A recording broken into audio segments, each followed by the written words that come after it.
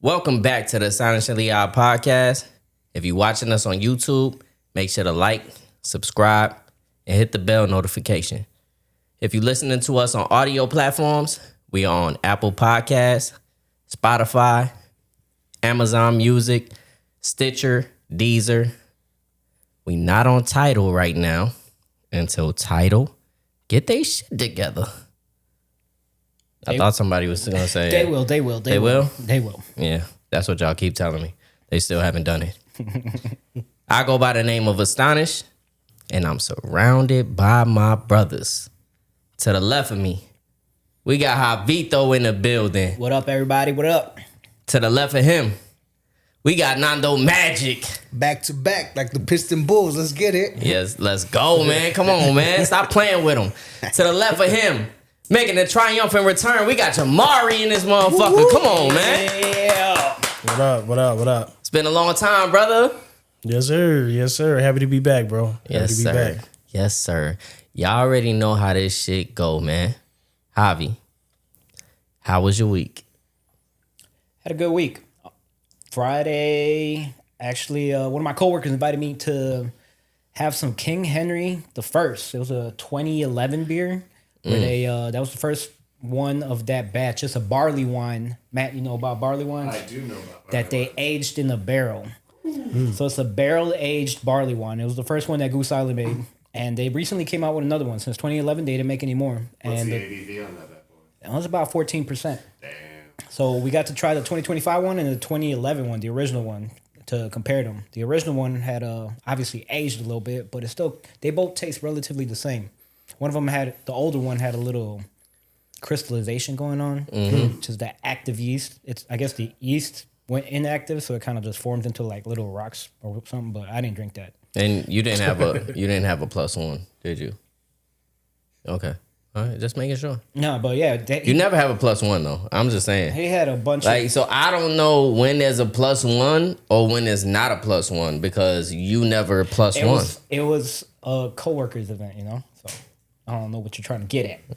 You don't work with me, so you wouldn't know these people. What would Javi do? Yeah, I don't invite people. That's what I do. Yeah.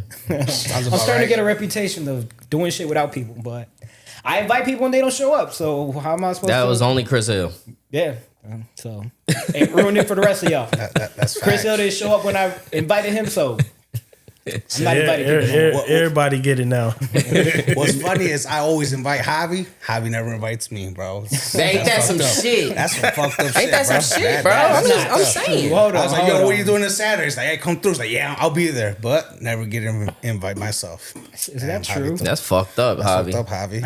I can't think of a. Exactly. You can't think because you never done it. Hold on. He's I'm never pretty sure invited I me, bro. invited you to He's never something. invited me, bro. Shit. All right, man. What else you did with your week? What other shit you didn't invite niggas to? I had a family get together at the crib, and I did invite you, so you got invited to the family game. Nigga, night. that don't count, nigga. I'm part of the family, nigga. Like, He got invited, what the though. fuck? It would have been pretty bogus if I didn't invite him. Invited his sister and his mom, but not invite him. Nigga, it's a game night that my girl introduced to everybody. Like, we should do this. If you did it and didn't invite us, that shit would be offensive. It would. It would It's like y'all can come over, but leave Dre ass at home. That'd be crazy. Like don't bring him. The rest of y'all, He shows the wife, up. Yeah. come through. He shows up. You- I'm like, who no. invited him? And on top of that, I know it's a slow week for Javi because he usually, you know what I'm saying, alley-oop that motherfucker so I can use that for my week. Now he just took part of my week, you know what I'm saying? So now I got to find some other shit, some whole other shit. Yeah. Thank you, sir. So let me talk more about it. So he didn't have anything to talk about. So we did a bunch of games. It was fun. We had what's your meme? What do you meme? It's like that game Cards Against Humanity, but more of a PG version because my daughter's only 8. She wanted to play. It's her game. It's her favorite game. Oh, That was pretty fun. That's hard. Yeah, so they put a meme up and then you get a bunch of cards and you select the card that best fits the meme. Yeah. But people weren't, you know what was winning? All the fart cards. We are immature. So- It was booger cards and fart cards. Whatever had a fart in it, everyone would laugh at it. And that's the funny one. So it wasn't even about the meme at some point. I mean, when you didn't have a fart card, then whoever got it closest to what the meme actually looks like would win. Yeah. So So what's your meme? What's your meme? yeah. I gotta What do you check that mean? out. What do you mean? What do you mean? Yeah, what do you mean? I gotta check that out. It's a fun game. It was fun. So Matt, there is hope for your fart movie. Yeah. Yeah, Farts funny. I realize Farts are we're very your funny. audience. Yeah. It's totally the truth. Sorry. Farts are funny, Farts are funny. Yeah, They've they always are. been funny. especially in dead silence. When it's Oh, like yeah. when it's like quiet and you. that's the craziest shit. More satisfying than let one rip when you're in formation and you're at attention. And everybody's got to be real quiet, and all of a sudden you hear, Listen, Hey yo, Matt has dove deep into this shit. Like he's writing a whole screenplay about it. So like he knows all type of farts, the silent, deadly farts. it's actually called. He knows the ones that, you know what I'm saying, clappers. Yeah. clappers. You know what I'm you saying? got the old man You got farts the though. violin Got the- joints. Yeah. The Like only time, Hang on to the butt hair. Oh man, Yo, the only time farts ain't funny, because it's even funny like if you in the elevator and you don't know nobody and that motherfucker squeeze out. You know what I'm saying? You start laughing a little bit. The only time that ain't really funny is like at funerals. That's still funny. nah, that's hilarious. That's even funnier. Yeah, okay. When you're all not right. supposed to laugh and you're just trying to hold it in, it makes it worse. It's like, Yeah, now yeah, you're yeah. just Because now everybody Tearing up, looking trying at to you crack like, up. nigga, and you gonna laugh? You gonna poop? And you gonna laugh? This is not the time or place. The other one is if you got a trainer and you working out. Yeah, oh man. doing That's that, tough. Doing that. It's tough. I mean, that's hard to do. Don't protein like make you gassy or some They shit? do, and then they It's got like- you doing sit ups and shit. They holding your feet and shit. Yeah. That's unfair. Like when you sign up to be a trainer, you have to like just know that you're gonna get some blast to the face. Yeah, poop coming. Poop coming. You know what I'm Should be saying? on the application. Are you comfortable getting fired? Are you okay with potentially getting pink eye? Yeah, that's right. that's what needs to be in the application. Right, I agree. You find farts funny. Protein smelling farts are terrible. Yeah. So, the fart cards is winning. Go ahead, proceed, Javi. But it's kind of hard. I feel like when you host a party, you're Went on the fart basically tangent. trying to make sure that everyone's having a good time. So it wasn't. I mean, do you prefer going to a party or hosting a party? Going to a party for sure. Yeah, I feel, Oh, no. You know I what? like coasting. You already know. I be Yeah, throwing it down. yeah, Yeah, yeah. you know. Yeah. He the hostess with the mostest. I ain't the gonna lie. mostest. Yeah. You know what? already Now as I'm getting, so it depends, right? For me, like I like to be able to have a party, and then like while y'all doing y'all shit, if I get tired of y'all doing y'all stuff, going in my room and going to sleep. Yeah. You know what I'm saying? And then pop back up like an hour later, like, hey, what's up? You know What's what I'm up, saying? man? Like- Everybody else sleepy and shit. You refreshed. Right, refresh. I got my second win. I'm like, hey, who want to play cards? Who, you know what I'm saying? But like for me, it's like I like hosting on certain days. So like when Thanksgiving, my wife throw down on the The feast? dressing, the ham, like stuff like that, macaroni and cheese. I'm hosting because I don't eat since I've been married, I don't eat everybody's like cooking. Cool. Yeah. You know what I'm saying? Because everybody, Yeah. everybody mac and cheese ain't hitting like my wife. My wife's. I'm sorry. You know what I'm saying? So I gotta get that certain thing. But if it's like the 4th or something like that, bro, I'll come to your crib. I'm not like don't bring that over here, man. I'll come to you. You know. Yeah. My girl, she like if we host, she gonna cook, she gonna do a little spread and shit, and it becomes a lot. And it not only becomes a lot for her, because now she gonna tell me to do some shit. So now I gotta do shit too. So Yeah. but hosting, at least you ain't gotta go nowhere. You fucking staying there. I ain't gotta Right. get in the car. You could get as Right. drunk as you want to. Like it don't matter. Bro, you could get smacked and then be like, yeah, we gonna put this shit up in the morning. Yeah. Like we ain't gonna even like the food stuff. Yeah, we'll put that in the fridge, but like these cups and like we'll clean this stuff up fuck tomorrow because we not. I just finished cleaning up today. That shit happened when? Saturday? Yeah. How's Javi as a host though? I can see him on some Kel shit. Y'all don't gotta go home, but you gotta get the fuck up out of here. No, I don't be kicking people out. I let the party run its He only course. kicks people out on pod day. Yeah. That's the only time he kicks people out. Because I gotta go to work tomorrow, and I know people gotta go to work, so I'm cognizant of people's time. No, Absolutely. Okay. However you want to frame it, Javi. I run a business. I run a tight shift here. But him as a host, he didn't really have to do too much as a host because it was like a family affair. You know what I'm saying? Yeah, but I've known Javi like longer than I've known a lot of people in my life. You know what I'm saying? And like now he's super officially family because his brother and my sister are married. You know what I'm saying? They've been married for how long? That's dope. How long they been married? 12 years? Not even the marriage part. They've been together for a long time before they even got married. You know what I'm saying? So, and his brother like was my best friend growing up. You know what I'm saying? So, like I've known him and his family. I've been around him and his family. Also, he's been around me and my family and his family been around each other for such a long time that it's like him hosting. It didn't matter. It was just this is being at Javi's house. You know what I'm saying? Yeah, but I still had to like make sure that the games got situated, and I had to like do the speaking during the games. I appreciate Leah pretty much helping me with that. Well, because he was cheating. I was not cheating. I was winning. He's and then playing they're like, the "Oh, game, and he's also trying to host the game and picking out what cards are the funniest cards. Like He's manipulating the game. Yeah, like nah, nigga. Cards What is just you look talking at about? random, whatever. You can accuse me of cheating. I still won. Yeah, because you got an extra point. You got an extra point from when you was hosting and shit. You probably would have ended up with 2. Yeah. Yeah. Either way. He ended up tied with his daughter for who was gonna win it. You know what I'm saying? Did you let her win? I should have let her win. I No, thought about he it, but he won. He won. That's fucked up. Hey, Fucked up, ain't it? You gotta teach the kids early. You ain't gonna win everything. I ain't gonna Hey, lie. you gotta- I wouldn't let my son win. Fuck that. I'm coming for blood. If you ever Fuck beat me, that. you're gonna earn it. Right, basically. right. You look forward to the day you beat me. I'm not just gonna give it to you.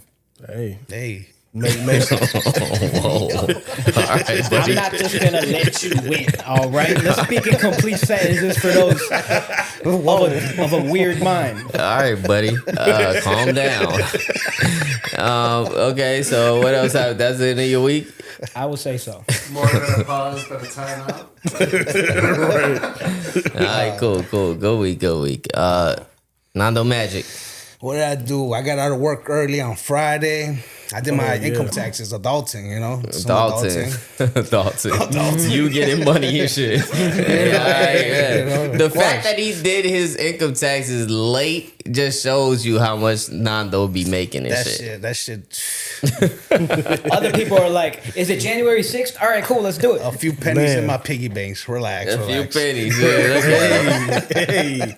That's what I'm And they talking tell about. me, it's like, hey, you made $10,000 more than last year. It's like, oh, fuck, man. So how much am I getting back? What's going on? It's like, don't worry about it. We're going to adjust your, I'm like, cool. It's like, you made like $5,000 on Uber. Like, oh, fuck. So what else can I put? Some shoes, my insurance. Yeah, work Uber, your you gotta magic. pay. They make you pay that shit back. Nah, we worked it out. We Yo, worked it out. finagled it. I bet. Yeah. He expensed a lot of shit. Work the numbers Big out. facts. I was like, punch them numbers in, Yeah, absolutely. What else? That was on Friday. Saturday, I went on a date. We went to Sushi Duku Fire. What? Sushi Duku, bro. Duko. Not Dookie. I definitely Yo, thought he you're was gonna talking say sushi dookie. Bro. Definitely thought that Y'all was. seen my about farts and shit. What the fuck is going on, nigga? You took out a sushi dookie? What type of shit you was on, brother? Damn, bro. Damn. Where is It's in it? West Loop. It was fire. It's fire? I bet. What Give you the you? little napkin. You just put in a little thing, and it just sponges up to clean your hands. I don't know if you've seen that. Yeah, I've seen those before. That's some bougie ass shit right there, you know. They give you those in the first class on the plane. How's the too. date, man? You gonna have a part 2? I mean, she's an old friend, acquaintance, Okay. We linked up and, she was like, we're supposed to see Scream, but it was already too late. So I was like, so you want to go see Scream at my house or what? Yeah, right. So Right. You know what I'm we saw saying? Scream 4 and 5. No, 5 and 6. So we got to see 7. The one out in the movies right now. Okay. But it was decent. It was decent, you know. Though, Spacitois, you know. Very nice. Yeah. I don't know what the fuck you just said, but I be making up words, bro. You should have known. That's what happened, y'all. I heard spicy something. He lost me after spicy. He completely lost me after. bro. I tried to interpret it. I don't know. I tried. oh my man. God. He had the spaghetti, you know? They put it in the sushi booth. Oh man. All right, But so that's it. Sunday, that's it? just chilled. I went grocery shopping, and yeah, that's about it. All right, for sure. Good week. Something happened. Yes, It's sir. good. Yes, sir. Jamari, how was your week, brother? Man, just working, you know, throughout last week per usual. Taking care of the kids, the wife. Friday, you know, because you know we live for that for that weekend. You know, when you're still working that 9 to 5. But man, Friday took the wife out. We had a date night, first date night in a little minute. We try to do like something every Friday, depending on how the funds look. You know what I'm saying? That's good. That's good. But like we even tell the kids like, hey, Friday nights, take y'all ass to y'all rooms. Y'all go find something to do. It's me and the wife time. You know, so we it's this restaurant that opened up, you know, not too far from the crib in Elmhurst, called The Vibe. Okay. It's like a little Mexican joint. They got fajitas, margaritas, like all types of stuff. And crazy nice restaurant. Like nice. Like they was doing a salsa class in the back. Like we sitting there watching the salsa class. We got, you know what I'm saying, drinks and, you know, beautiful, beautiful place. You know, kicked it with the wife, went home. Typically on like Saturday, Sundays, I'm at the crib with my boys. My wife and my daughter, they go out, do whatever they do. You know what I'm saying? You know, dress shopping or whatever it is they doing. And I'm at the crib with my boys. So when I'm there, like, you know, I'm typically either making music or we sitting around watching TV or playing games or something like that. We had a really good weekend, like weather-wise, too. Yeah, yes. You know what I'm saying? For it to be was March. amazing. Like, that was crazy. So, you know, just kicked it with the boys, made a little music, you know, made some beats and stuff, you know. But yeah, that was my week, man. Like I'm a simple dude, man. Yes, yeah, that reminds me. Yesterday I went to the park with my daughter because it was so nice out. We were just teaching her how to bounce the basketball, and then we were playing frisbee. I'm like, I found a frisbee in the garage, and I was like, let's go throw this thing around. So trying to teach her how to throw a frisbee. Let me tell you something that Javi loved to do. Throw a frisbee. He loved to add in when other niggas doing their weeks and shit. He'll be like, "Oh, I remember this." That was a good point. Let me add that to my week. He's relating to what it was. Yeah, you know man. what I'm saying? He's just relating. Don't fuck up the moment, Jamari. Don't fuck it up. He don't want the Hey, boring. you right. That's family This business. is good content right here. You know what I'm saying? That's family business. Every My time bad. we get a chance to fuck with Javi, you let that shit ride, brother. I got you. Nah, good week. Absolutely. And additionally, good extra week for you, Javi. Extra points. Yeah, extra points over there. For my week, I went to work too, just like Jamari, just like everybody else did, right? Trying to provide for the fam. I got rained on like a motherfucker. Cause it was raining it was raining. I didn't expect it. And you know what? I bring this backpack with me when I go to work. And I found out that this backpack isn't waterproof. Oh shit! I got all type of important shit that got rained the fuck on. Wow. Yeah, and other shit I was smart about it because I put them in folder. so I got a binder. So I got binder sheets, the little plastic sheets and shit, and I put all that shit in it. So it saved my most important shit. So thank God for that. As soon as I stepped foot in the crib, I bought a fucking waterproof backpack. Like, this shit will not happen again. There will not be a part 2 of this. Yeah. So that was cool. I learned some new shit at the gig. Shit that I'm gonna have to be doing too. You know what I'm saying? So I'm still finding out shit with this new position that I'm in. I was gonna ask you how's that going? Like, It's for the most part, it's been cool. The thing is, it's all new information. So at a point, it's going to get old, right? Once you know all that there is to know, because there's certain programs that you got to learn. Once you know them programs, it's repetition at that point. You know what I'm saying? Yeah. So it's the only difficulty is in it being new. That's it. The learning curve. Right. Yeah. Right. So I'm just going through that process and just giving myself time and giving myself grace that, okay, it's new. You know what I'm saying? Like, you're not going to know it all. You know what I'm saying? But at the same time, like, I'm in a position where you don't want to relay wrong information. And so I make sure that I don't do that. If I don't know something, I just go to somebody that does know the shit, and then I fucking get the information before I relay that information. Yeah, don't be a send-off. Nobody likes a send-off. Hell no. I used to do that shit at my old job, you know what I'm saying? Motherfuckers be asking me for directions and shit, and I'll be like, they be like, is this over there? I'll be like, yeah. Hate send-offs. I don't know what the fuck they talk about, but I ain't gonna see that motherfucker gig. Yeah, it's over there. Oh my God. Just get your ass away from me.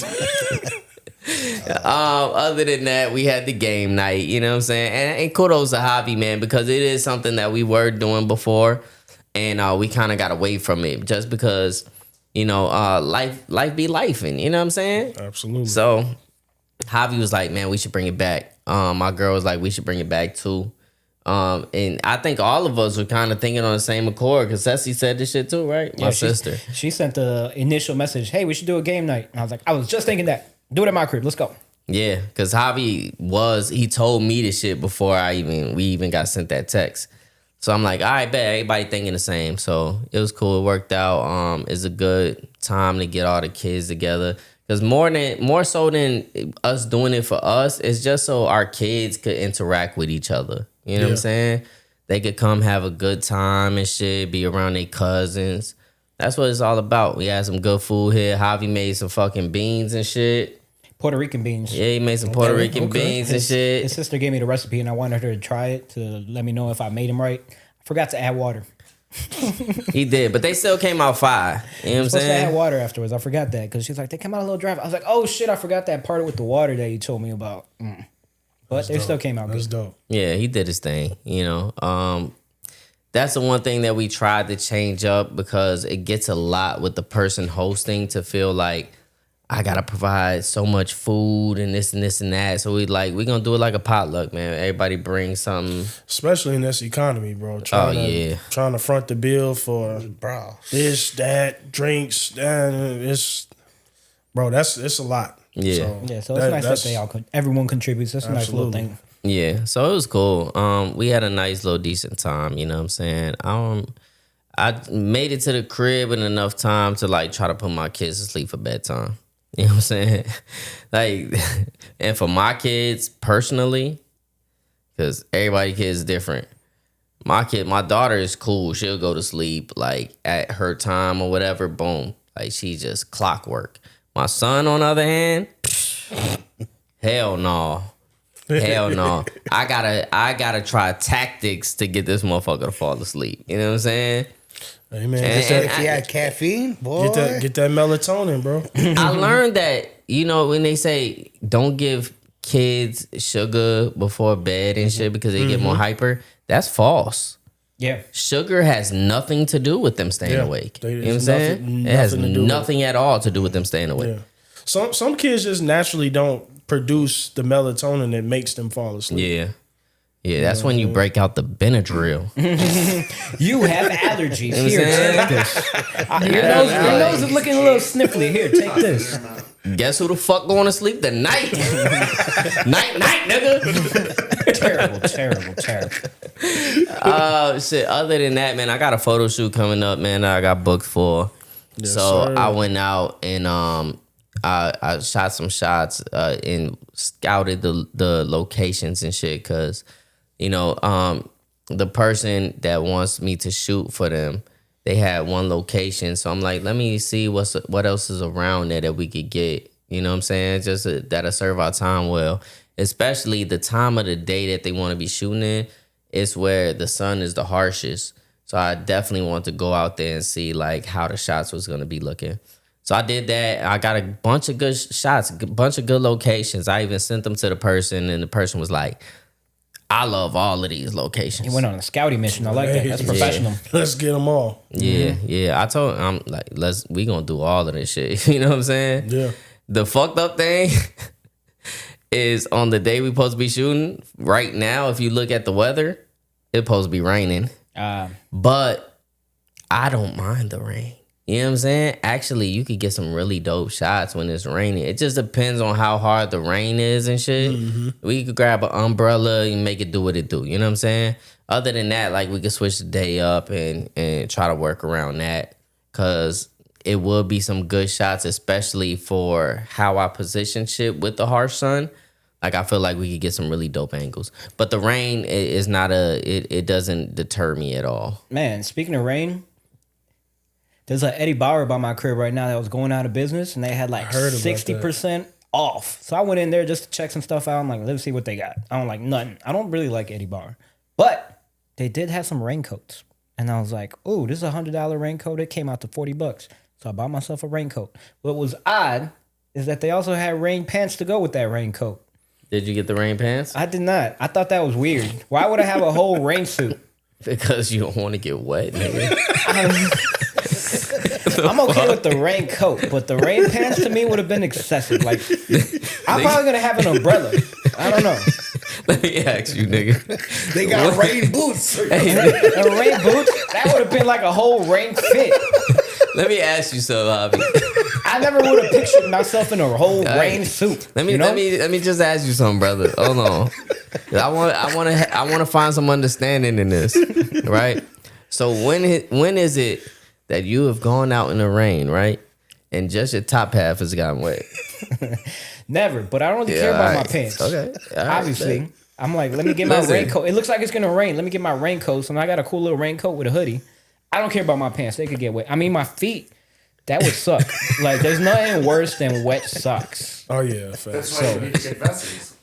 All right, let me tell you something. That I'm not proud of, right? Because I'm the only one that does this on this podcast. But let me tell you some shit that I'm not proud of. But so I told y'all I got rained on when I was at work, right? Mm-hmm. What I didn't tell you was, so I was going home and I was hopping on public transportation to get back to the crib, right? Mm-hmm. So one of my coworkers takes the public transportation as well. So we walking and it's raining like a motherfucker, right? So I ain't bring no umbrella. This motherfucker got an umbrella. He like, come up here, this umbrella. Now you gotta split the umbrella. I said, shit, nigga, you ain't gotta tell me twice. Oh, I'm squeezing this motherfucker. Come on, we together. Oh, Mr. Belly ass.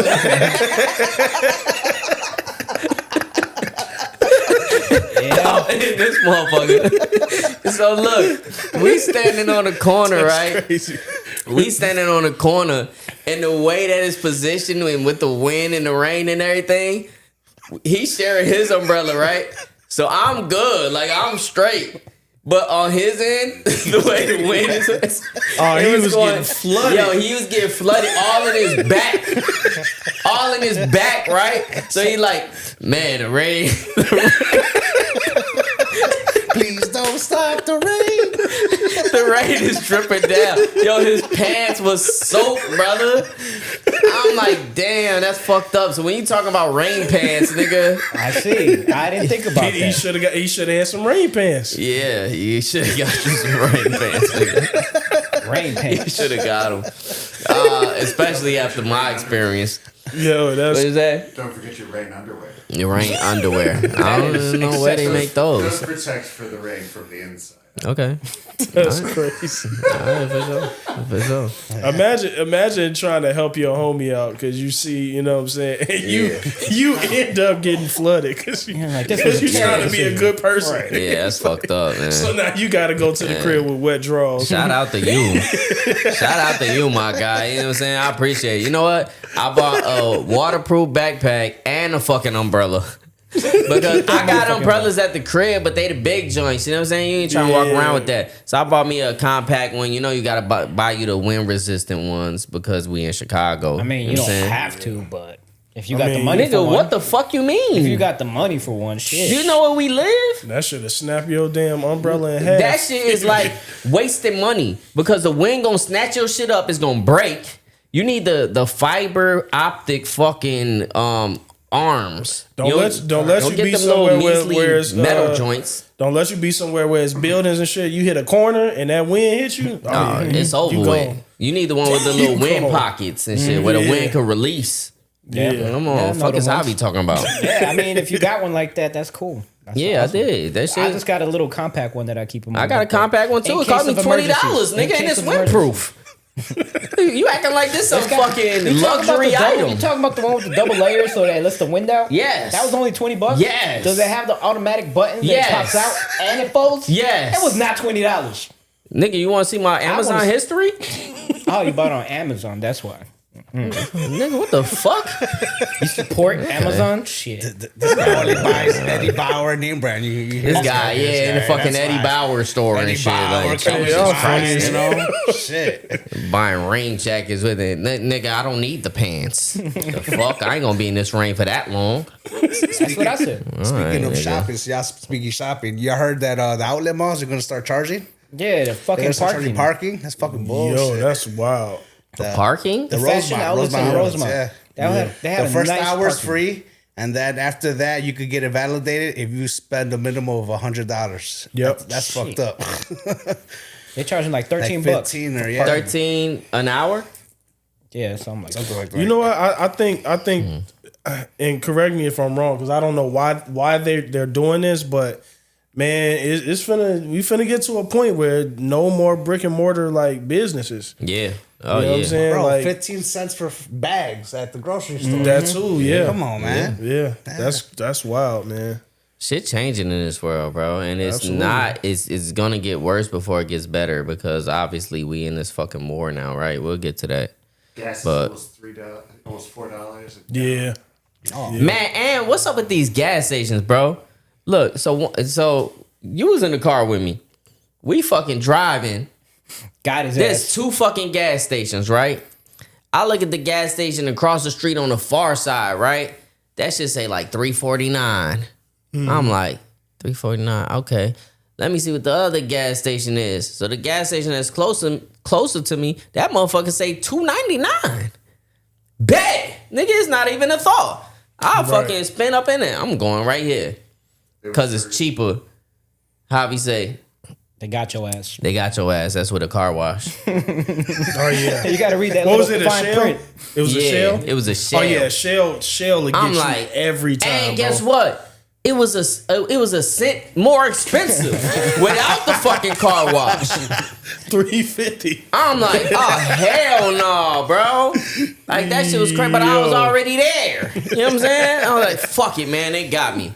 Got your ass. But yeah, Every y'all need to time, stop doing man. shit like that. Like y'all gas station motherfuckers, I'm finna run up on one of y'all one day. They got fine print that sometimes says with credit too. If you pay with credit or cash, if you pay cash, it's cheaper. But then if you do credit, they got another price. So I've never hit the thing where it says, "Would you like a car wash?" What happens if you hit yes, but you don't actually get the car wash? They charge you. They charge you for the car wash. Yeah. I didn't know that. I've never It's hit a- yes on that. It's an extra $7 or $8, whatever they But if charge. you do Oh it, shit! like at the gas and wash, you get Yeah, like 20 cents off a gallon and shit. Like it's yeah. it's You good. said what? Oh, Gas it's good. and wash? Yeah. That's Yeah. what the place is called? Yeah, it's good. Gas and wash. You get Beggar's Pizza. It's hot. They got pizza, Where's that car at? wash, and gas. Where's that at? I think I can't think of the nearest one, but they're popping up like crazy. Gas and It's a wash? lot like when I'm on the road, just like moving around. Like so, I'll be in like Tinley Park, and I'll go to like different towns or whatever. I go to the one near the airport, Midway. Bro, Tinley, yo, they got this place at the I think it's Gas and Wash in Tinley.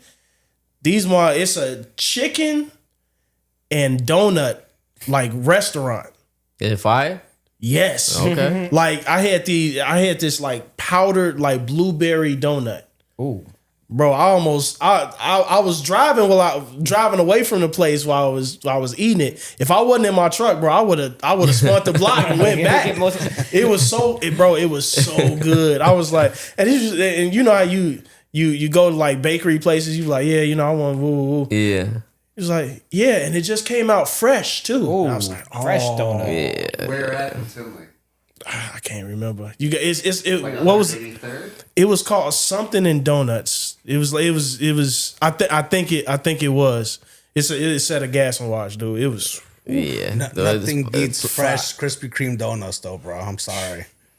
I've had a Krispy Kreme. I don't know. Nothing Those things beats used to be pretty fresh, fire. fresh off When I was the- young, when I was younger, bro. yes. As a 30 something, I'd be like, Yeah, your haven't had palate, Krispy Kreme in your a while. palate gotta upgrade. You know what I'm You saying? take a couple Yeah. bites and it'd be like it's like the little barrel juices you used to drink like when you Yeah. was a kid. Like they was Yeah, when you was a quarter kid bottle- and yeah, shit. the quarter Quarter water water. they were smacking. Yeah. But like now you drink, you just like it's just shit. What's it like diabetes? Like Tastes like They are diabetes. super sweet. yeah, you damn near die like just off of one Yeah, sip. nigga, It's that's just like fucking wearing condoms and shit. Like, nigga, grow up. What? Grow up, nigga. Live a little. This guy. Live your life on the edge, bro. Like, come on, live man. your Fuck. life on the edge as well. Yeah, your palate gotta change. I told you. I mean, Your palate. I'm not a sweets guy though like that, but I'm just saying stands. I mean, not But stands. obviously, if you're not wearing a condom, you got a girl, right? You know what I'm saying? Grow the fuck up. Get you a Yeah, girl. son. Wow. All I know is I'm getting some Krispy Kremes tomorrow now. And some what? Krispy And some Kreme. condoms. Krispy Kreme. Krispy Kremes and some condoms.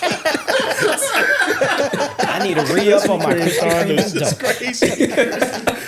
And what's that shit we used to eat back in the The day? hot and ready light. Oh man. That's crazy. And what's that shit we used to eat? What's that thing that we used to eat back in the day? Oh yeah, pussy. Pussy. Yes, sir. Yeah. As for the rest of my week and shit. My bad. We just like cut into your whole like week. Yeah, that's for the rest of my week. I think that was it, man. Yeah, I got the shots that I wanted. I'm looking forward to doing this shoot. I'm also shooting a communion. You know what I'm saying? I'm looking forward to shooting that too. Man, it's just real bookings coming through on the way. You know what I'm saying? So, like, it's funny how all of this shit, I never really thought that I'd be in this position. I never even knew that I was going to be into cameras and shit like that. Me But neither. it started off from being on the pod and on a different network. I wasn't even thinking about no fucking cameras, you know, because they was already there. So it was strictly doing this. And then once we went independent and I started looking into camera gear and shit because we needed it. It was a necessity. I was liking that shit. I was like, wait, what the fuck going on? You know what I'm saying? Yeah. And I was like, okay, I'm going to get this camera. And when I did that, I thought I was strictly just going to be video, like just shooting video and shit like that. Because that's what I was leaning to. But what I realized is my fucking laptop wasn't equipped for the type of video that I was shooting. So it would lag like crazy. And so I could never get a proper, like I did certain things with the video and it took a lot of time for me to get it. Like I actually had to export it to see, okay, does this look right? You know what I'm saying? Yeah. And then I ended up buying another laptop. But come to find out, it's like, I still need a MacBook Pro. You know what I'm saying? Like, that's the thing that's going to solve everything for me. So right Pretty now, much. it's like things are workable. But in order to really do what I want to do on the video side, I'm going to have to get a MacBook Pro. And that just is what it is. So since I didn't have all of that, I just started shooting photography. And I was like, damn, I really like this too. And then things started connecting, right? So like I'm a collector of magazines, especially when I was younger. I used to buy up all type of magazines, and I bought them mainly because I like the fucking pictures. So I'd be like, damn, like this shit cool as fuck. And early days on Instagram, I used to start like manipulating pictures and shit. Like I'll do shit and I'll be like, let me do this and let me just fuck with the image. Let me edit it and have it look cooler. You know, I was into that. So now getting into editing and shit is like back to those days for me. But now like I know a little bit more, you know. Now I know proper exposure. Now I know what the fuck the zebras mean. You know what I'm saying? Or peaking, and you know what I'm saying? Like, Yeah. I know that everybody, when they first get a camera, they're fucking fascinated by the bokeh and shit in the background, the little blur in the background that you get from a fucking The portrait shot mode. from a low aperture. Deep shutter or deep focus. AD shot. Yeah, Aperture depth. yeah, aperture depth. Deep So focus. so it's like if you got a 1.4 prime lens and shit, you're gonna get that creamy fucking bokeh in the background and shit. Okay. Bokeh, however the fuck you want to say it. People say it different ways and shit. But everything ain't about that. An image is an image. Sometimes you want to grasp everything fully in your image, so you're gonna shoot more of a 5.6 aperture or 511. You know what I'm saying? If you remember back in the day, and this is something that I just learned from my homie Jay Vega, man. If y'all don't, man, go to Jay Vega page on Instagram and shit. This nigga is ridiculous with a camera. But he was telling me, man, you know, I've been shooting a lot of F11 on my shit because back in the day, them old Polaroids they used to shoot, that, you know what I'm saying, they used to print out, or or just the ones that you would take into the motherfucking the Walgreens and shit. Yep. You know, they shot at F11. I was like, damn, I ain't never know that. You know what I'm saying? That's what they used to shoot in though. So he's putting me up on game. So just like all this information that I've been diving deep into, I ended up getting my second camera.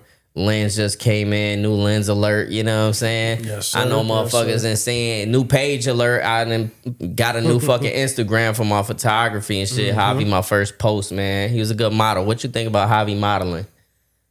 It was good? It was decent? He did a good job? He did his little Ricky Martin joint. I ain't know. He started acting different, right? I feel like after the shoe, he started acting different. Living la vida loca, bro. Shit. I'm a model now. Nigga's a model. Let me give y'all my blue steel. Wait, what? Gasoline pipe. Yo. Yo. Y'all ain't ever see Zoolander? Man, my nigga. My Zoolander fans know what I'm talking about. Not enough to know what the fuck the reference was, but hey, give them your blue steel, brother. You know what I'm saying? Beautiful. Blue steel, Krispy Kremes, and the condoms. You know what I'm saying? It all goes together. Yep. Hey, man. That's what we are. But so we here right now, man. Bigger things evolving. Nando came in here with the motherfucking extra lights and shit. We doing shit. You know what I'm saying? Merch coming soon. Merch coming soon, man. On the way. Let's Yes, get it. sir. Matt Taz, man, what'd you do? The same old, but I did go to Beard and Belly. That was really good. What's it? Beard and belly? Beard and belly? It's in my neighborhood now. It's in Edgewater. Okay, bet. Don't tell everybody where you stay at, Matt. You got people looking for you. Ever since you was on the podcast, they like, look at that distinguished fellow. Let's find him. I heard he likes farts. Right.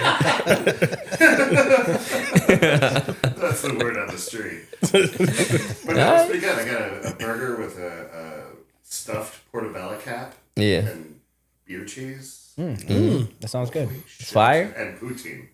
Poutine's really Poutine. Poutine. If y'all don't know, poutine is a Canadian thing. It's like fries with gravy, mashed potatoes, and shit like no that. mashed potatoes. But They ain't had the mashed potatoes. They ain't had the mashed potatoes no, on it's it. fries, Gravy, bacon. cheese curds. Cheese curds. Yeah, Man, that sounds Sounds like delicious. diabetes, like you said. Yeah, that sounds delicious, but that would be the end of my day. Oh yeah, hell yeah. You'll be in this fart movie. They had good beer. They had a double IPA that had lactose added. Okay. 3 Floyds. I don't suggest it. It wasn't great.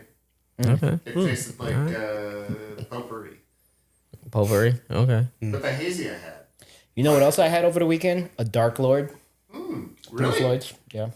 Who'd you wrestle to get that shit? It was a baby blue wax bottle from 2021.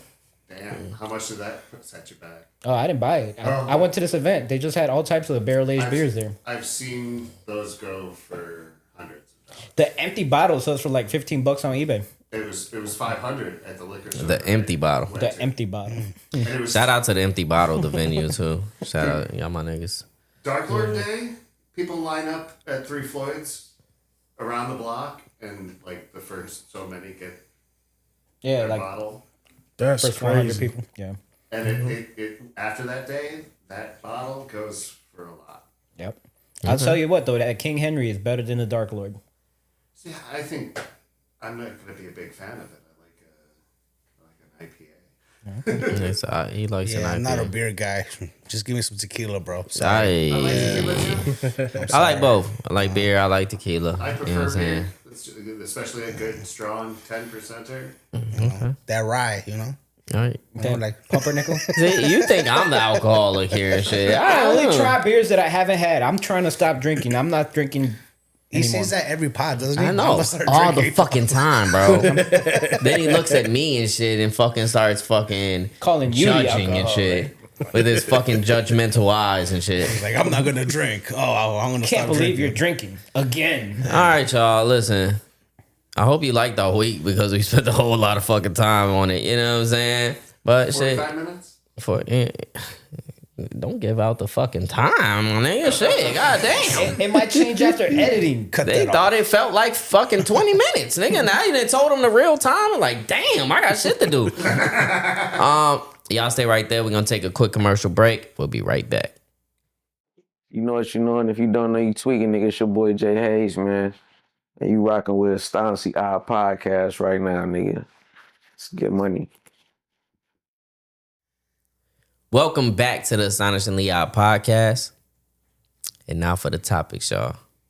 Javito, what we going into? Well, the war in Iran is still going on, so we can talk about that for a little bit. Israel and the U.S. have been bombing Iran. Iran's been bombing everybody around them. Instead of coming straight to the Iran or to the U.S., they've been pretty much hitting Dubai. They hit parts of Africa. I think they hit some parts of... They hit Israel. They hit Saudi Arabia. Saudi Arabia. Everybody all around is getting hit. But you know why they're doing that? It's because they're hitting everywhere that has a U.S. embassy there. They're hitting all the U.S. embassies. The U.S. basically is taking out their oil. They recently took out a big oil rig, and if you saw the footage, it's terrible. It's just like big, half the city's just a ball of flames and smoke's going up into the air. So it's crazy that we wake up to like beautiful blue skies, and somewhere in the world right now it's just the apocalypse, just darkness, clouds with smut falling all over. It's raining, dark. I don't know, little fucking smut. I think it's called smut. Smog. Smog. Smog, Yeah, yes. Smut is porn. Yeah, I was gonna say smut is like just nasty material. If it was raining smut, that would be It was soot. yeah, soot. Sut. That's what I was talking about. Not smut. God. But I mean, shit. I mean, the same shit was happening in Ukraine and shit. Like, and probably even worse than what the fuck is going on right now. Like, Yeah. Ukraine, they dealt with a whole lot of shit. You know what I'm saying? So they were seeing apocalypse too. they're still at war. Yeah. That war ain't go away. Yeah.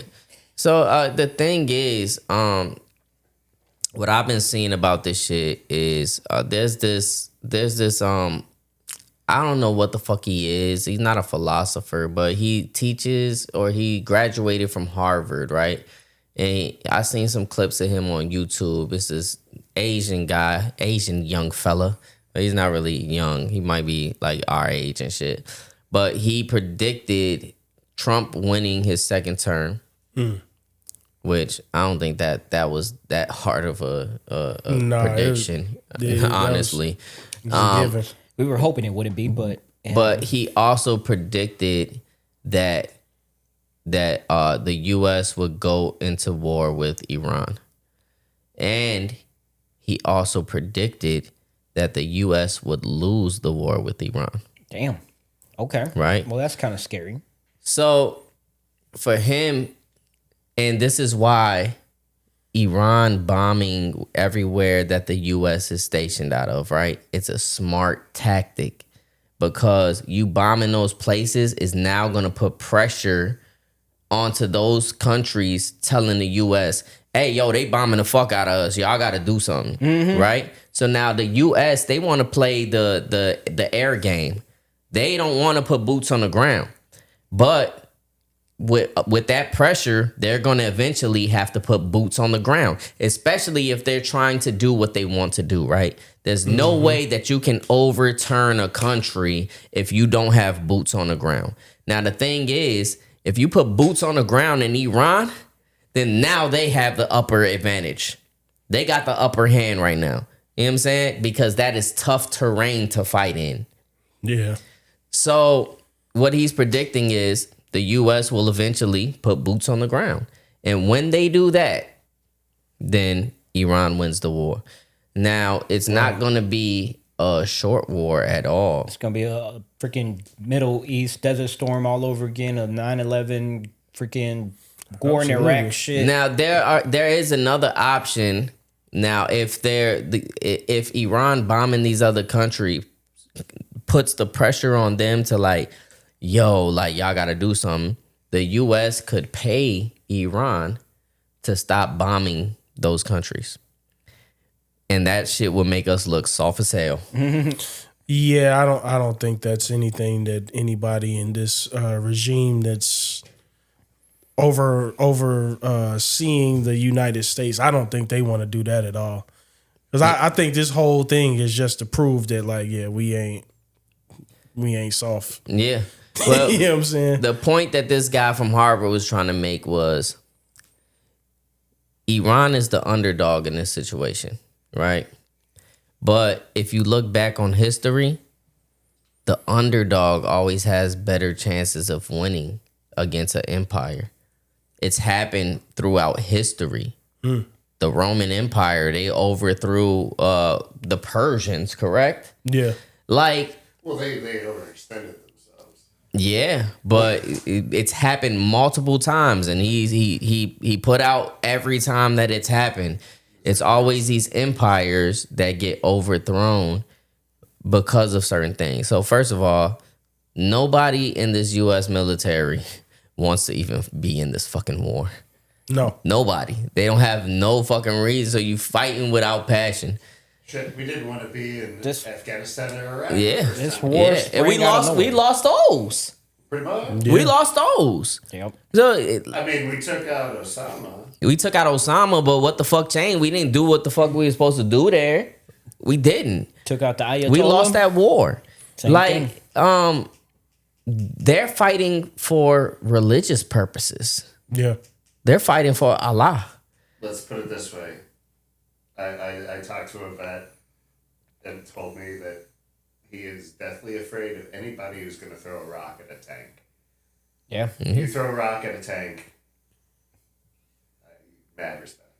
Yeah, because at that point it's like your beliefs are a lot deeper than a nationalistic. You know, America does the things that they do because of nationalism. We feel like, you know, we're the best. You know, we got to do these different things, and in some ways we are, some ways we're not. Yeah. So I feel like, you know, a lot of the things that, you know, how America moves, it's rooted in that. Whereas you have, and they claim that it's under God or that it's a religious thing from the United States, but it's not really. They took God out of everything other than the dollar bill, and they trying to get rid of that too. Yeah. You know what I'm saying? So I think at the end of the day, what it is, like Matt, like you just said, like when you have people that are fighting for something way deeper than the surface level stuff, Yeah. it's like ain't no telling what they willing to do. You know what I'm saying? It's scary times, man. But I just pray for any and everybody, you know, that's going into this. Like my you know, one of my friend's sons just enlisted. And it's like, and this was this was like a few months ago before they even knew that like it was going to be all out war. Like it just sprang out of nowhere. Yeah, it was like little sprinkles of like little rumors and hearsay, but it was like now he in it. Yeah. You know what I'm saying? Like, so whatever happens or however things move, you got this 18, 19-year-old kid. You gotta be shipped out. You got It's crazy. It's crazy. Or he could do the Muhammad Ali. You know what I'm saying? Or to Trump and say his foot hurts and just not enlisting shit. Going back to Trump and this whole Trump and the MAGA people are unfortunately trying to turn this into like a religious thing because supposedly he was over there telling the army that this is a holy war and that we are fighting for Christianity and that Jesus anointed him to liberate Iran and all this shit. And a lot of people started complaining about that. Like undercover in the military, they're like, yo, I don't like the fact that he's saying that he was anointed by God. Wasn't separation of yeah, once state in the Bill of Rights? You need to have that separation. And unfortunately, I mean... It's against the Constitution. It should be. He's broken the Constitution so many times at this point where it's like... And unfortunately, there's no one there to restrain him or judge him or hold him accountable. And it's not something against Christianity, but it's his Christianity. His version of... It's a false prophet at this point, what he's doing. And a lot of the Christians... are in the military. How many Muslims? How many... There's different religions that are fighting in this war for the United States. When you start putting God as mixing government with religion, and there's no separation. That's called theocracy. It's ridiculous. And what that does to the religion is you're forcing people into a religion. It's not even by choice anymore. So do you really believe what you're doing, or are you just doing it because you're told?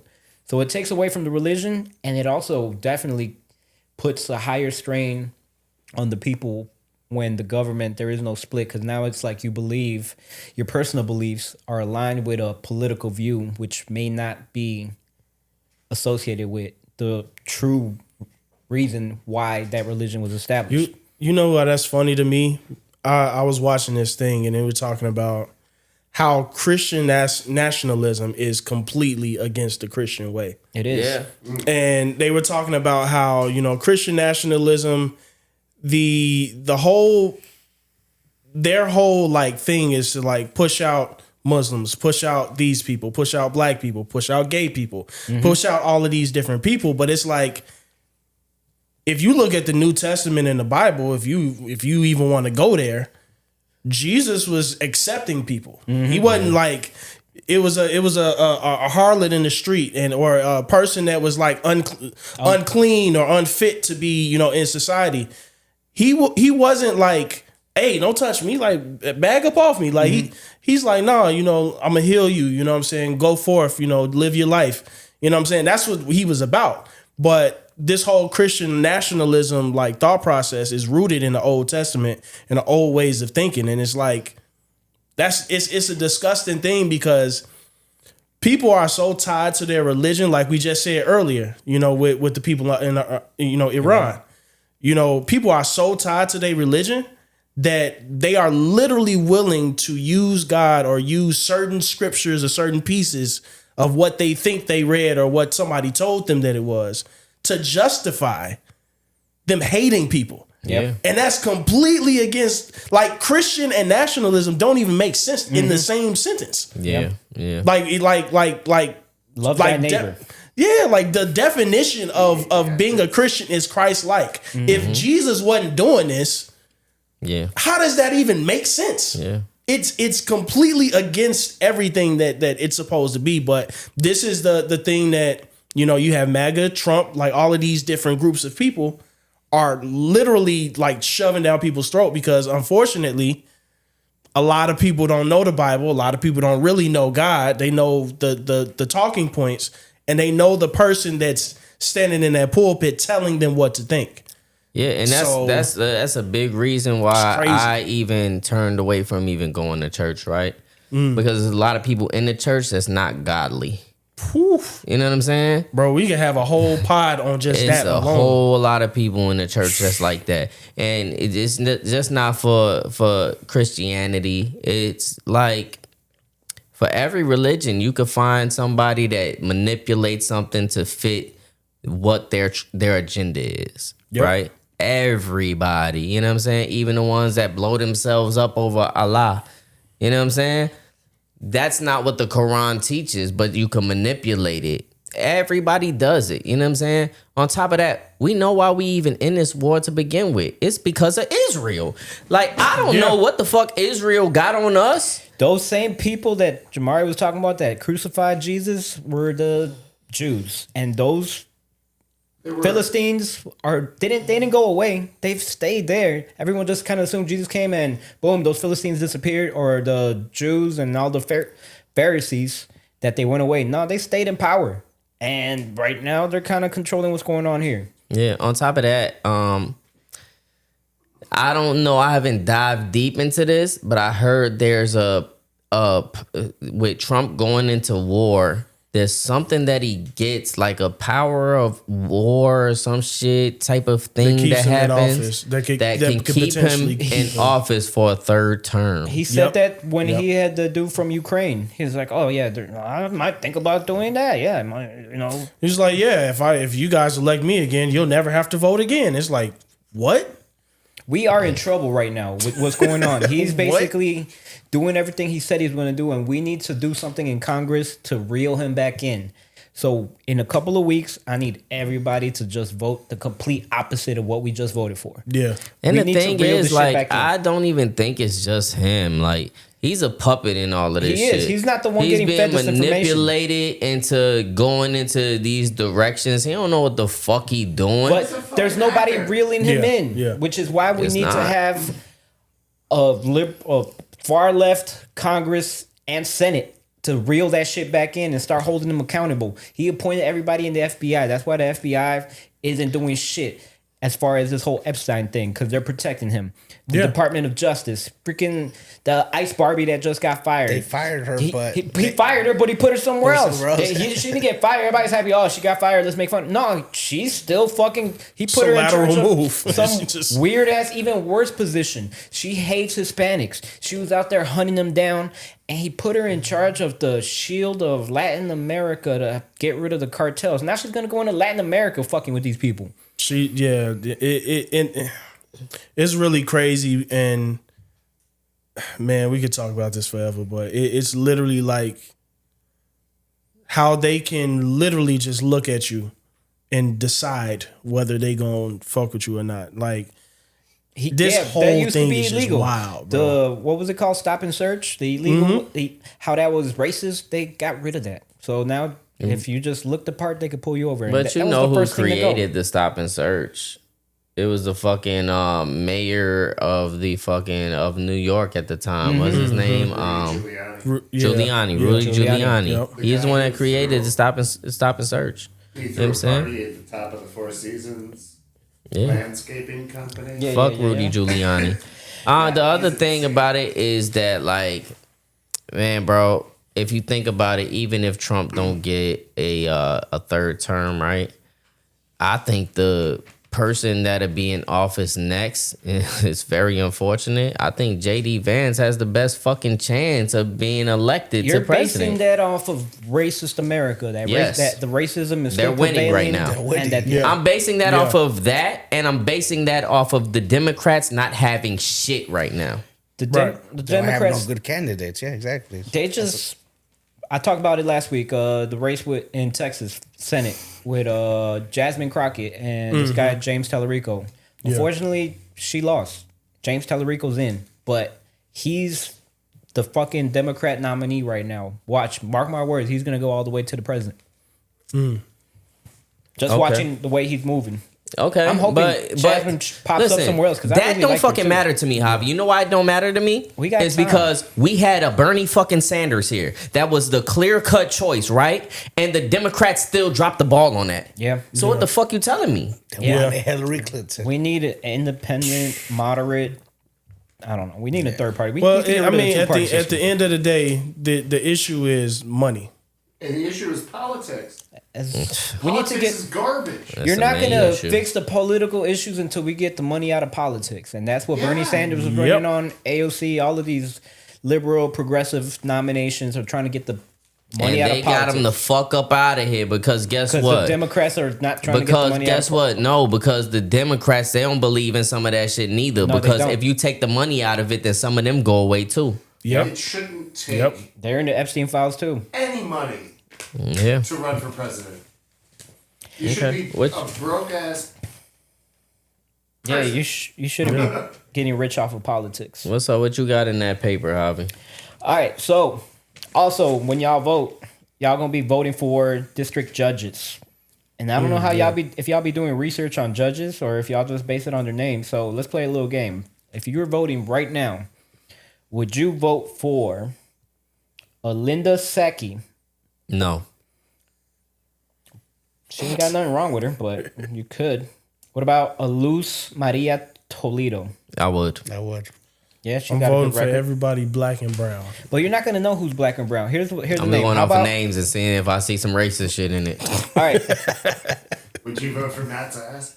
What about I know you, so I'll vote for you. I think you do a good job somewhere. Ashanta C. Rice?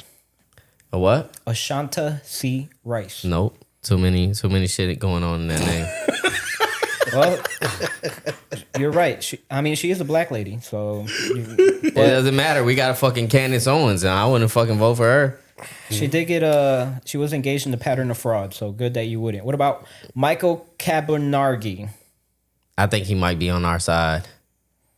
He was involved. Him and his wife worked in 2019 as directors for Sterling Bay, which he recused himself because I guess there was an issue.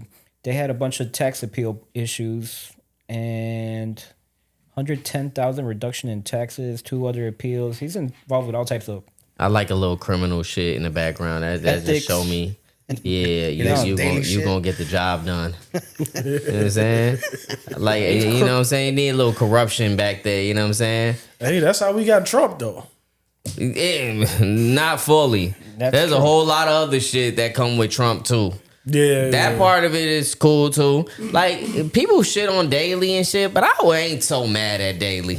I mean, Daily got a lot of shit done, bro. I don't like that parking I ain't- shit though. I mean, he's that was yes. I mean, but that was on his way out. That was on his way out. Fuck out of here. We're gonna be dead before that. 75 years, brother. You And know guess how what? we got Trump? You ain't gotta have no fucking quarters to park no more. Robbing us, bro. I mean, they robbing you everywhere. Everywhere got it like that. They were saying that the Democrats, that this guy might run, J.B. Pritzker. He might run for Democrats, supposedly. I heard. For president. I don't like Rumors. Pritzker. I never did. I don't mind Pritzker. I'm not mad at Pritzker. I'm not mad at him. He's politics as usual.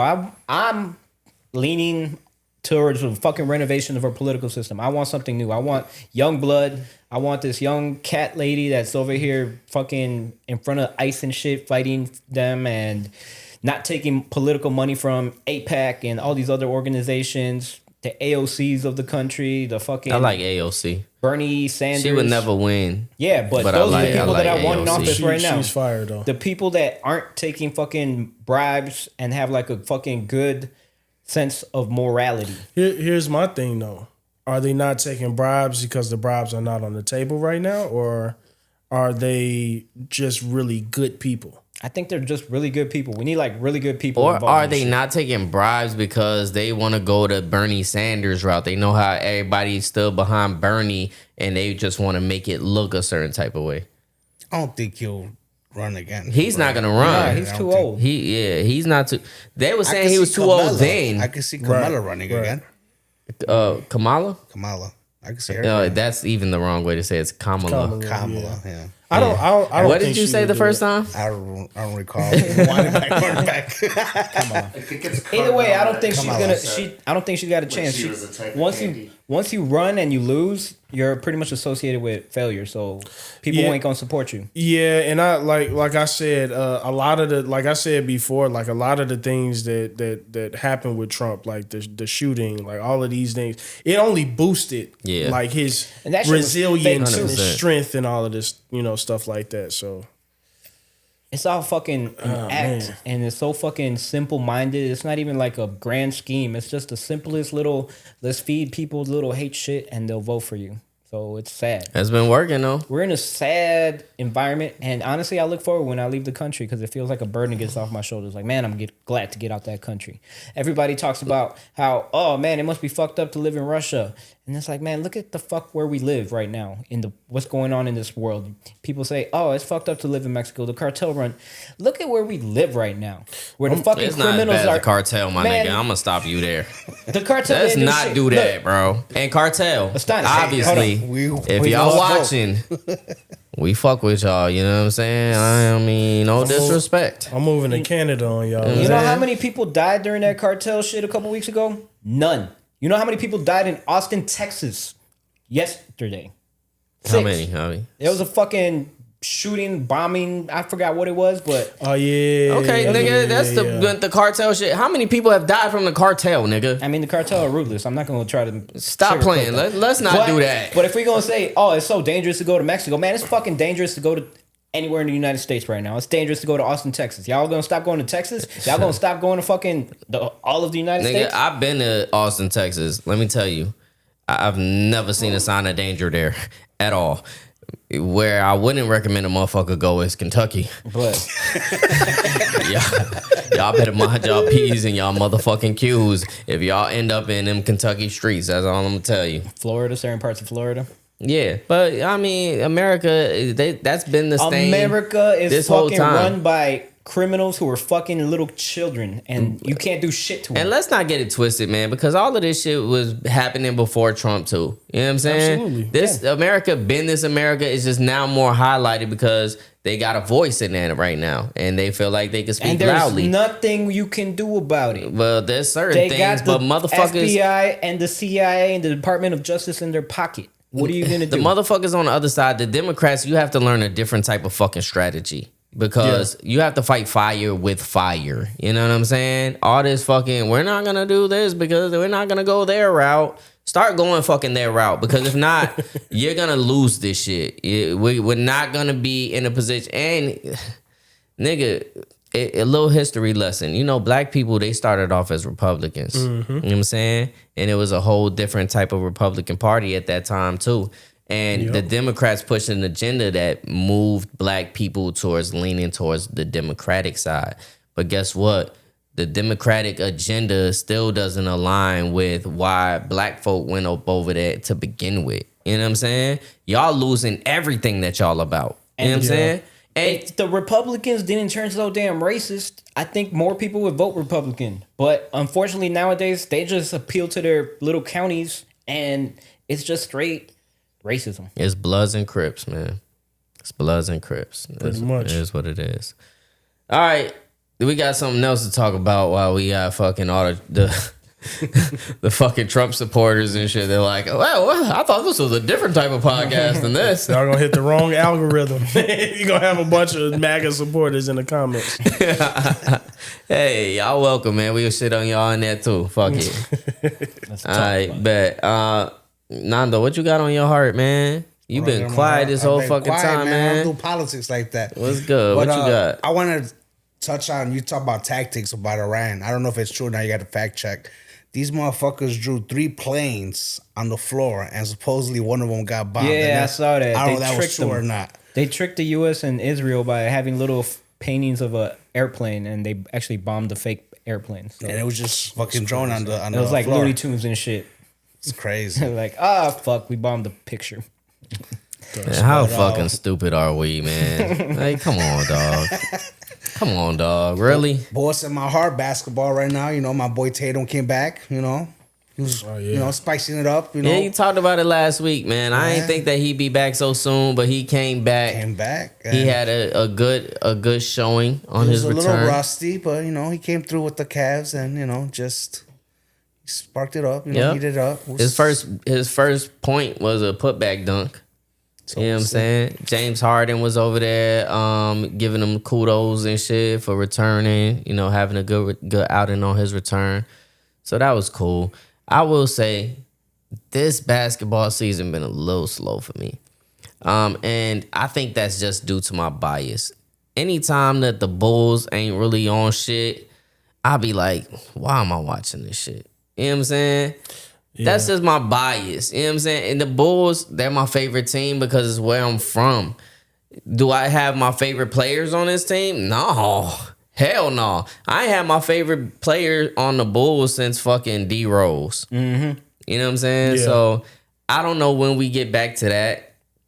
They're shifting and adjusting shit. They got people coming in. They brought people in that they not even playing. You know what I'm saying? I'm like, what the fuck? What are y'all doing?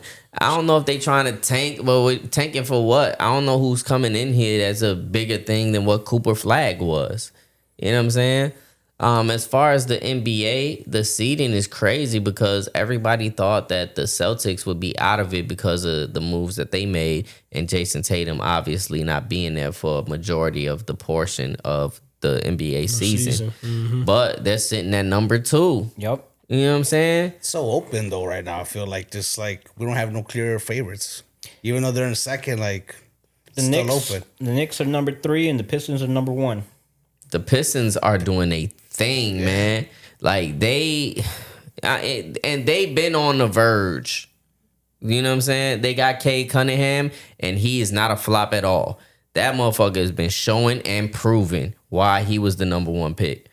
Like that nigga goes crazy. What's crazy is that the Pacers are number 15.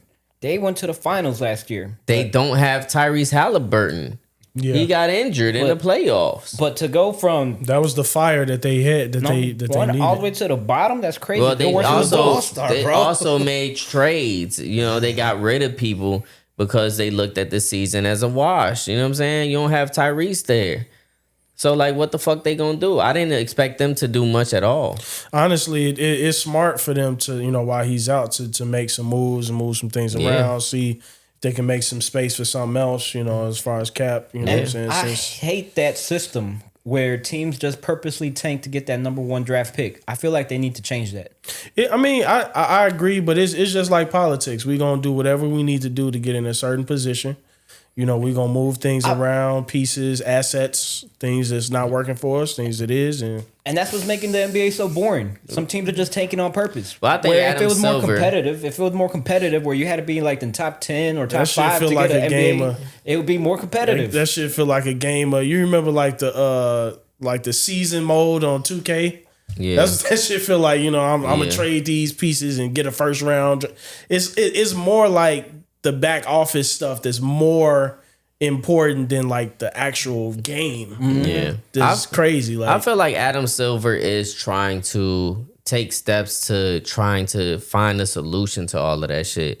But the thing is, like, what do you do? Like, if you sat down and you thought about it right now, like, okay, these motherfuckers is losing on purpose, right?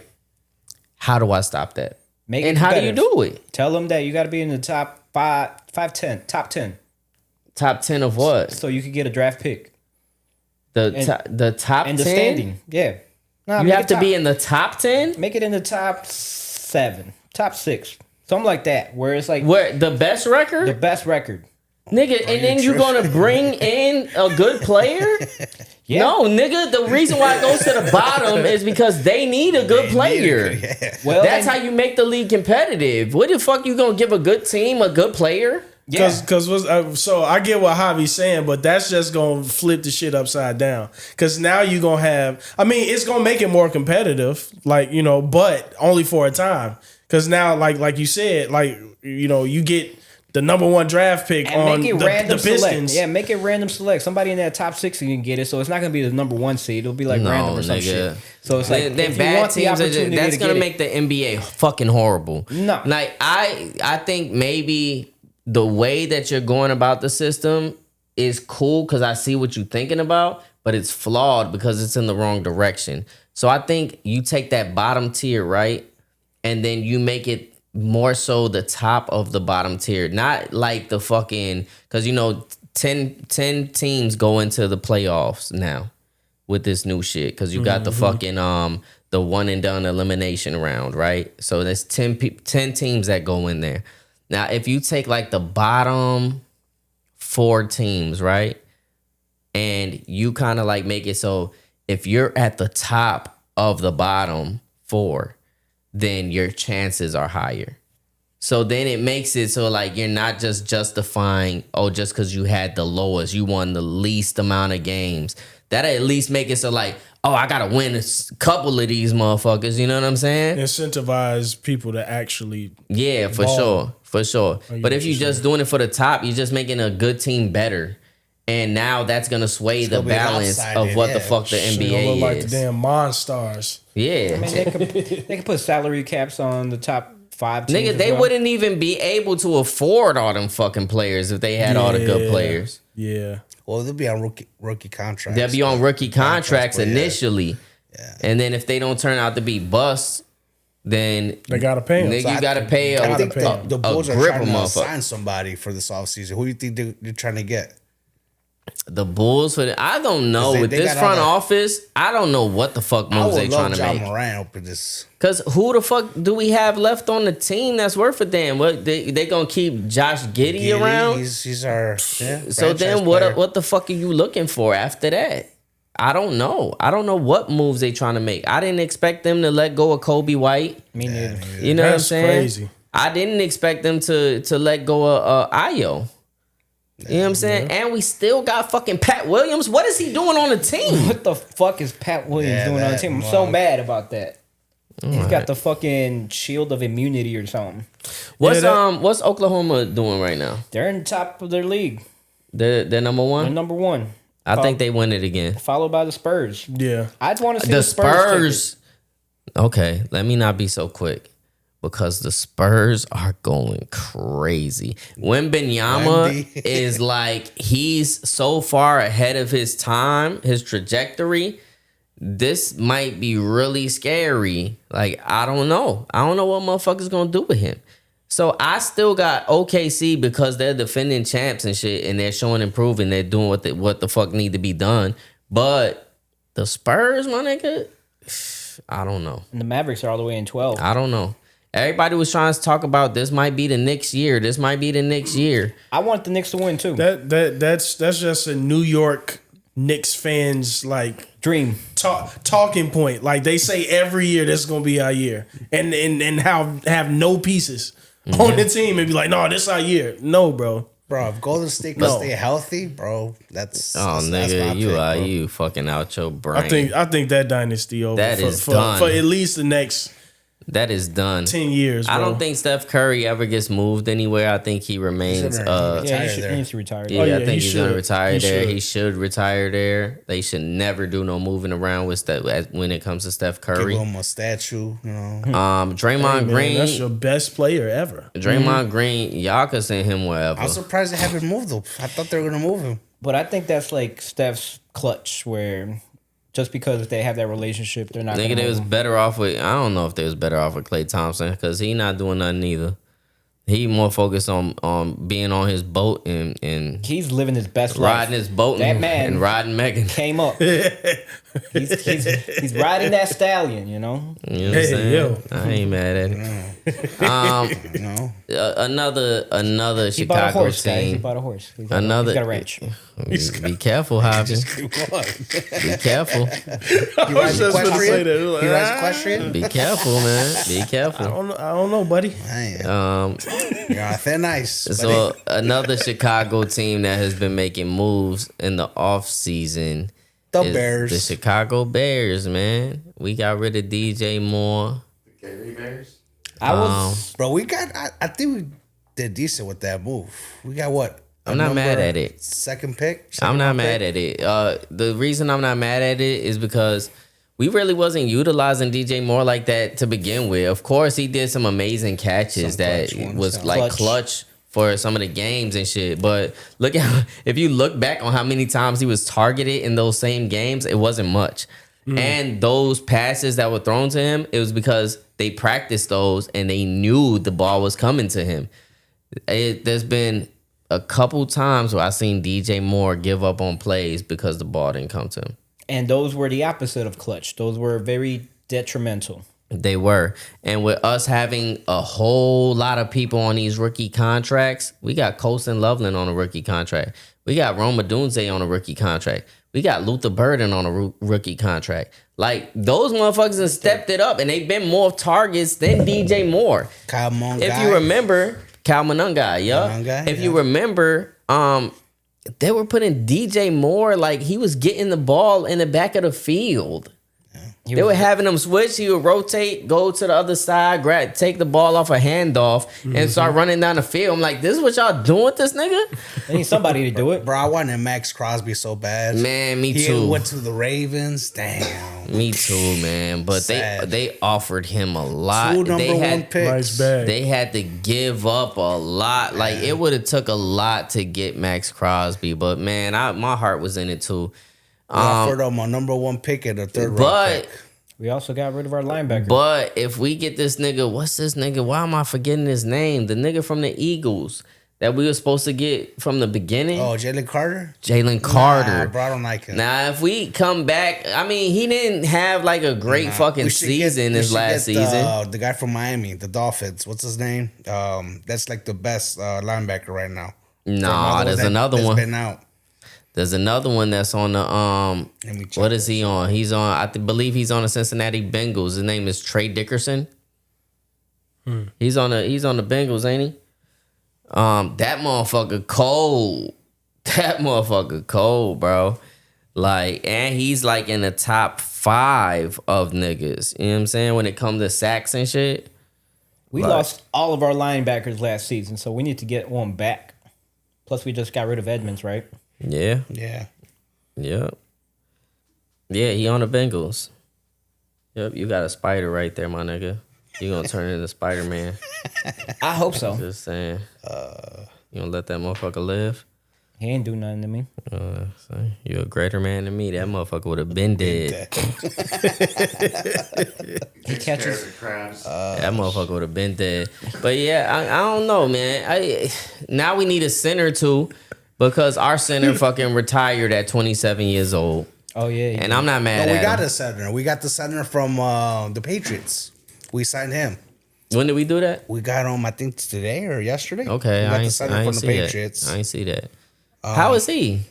I've been following. Hold on, he's decent, but he's with the Patriots. They made it to the Super Bowl, right? They did. Yeah, they did make it to the Super Bowl. I'll tell But you right now. Give me 1 second.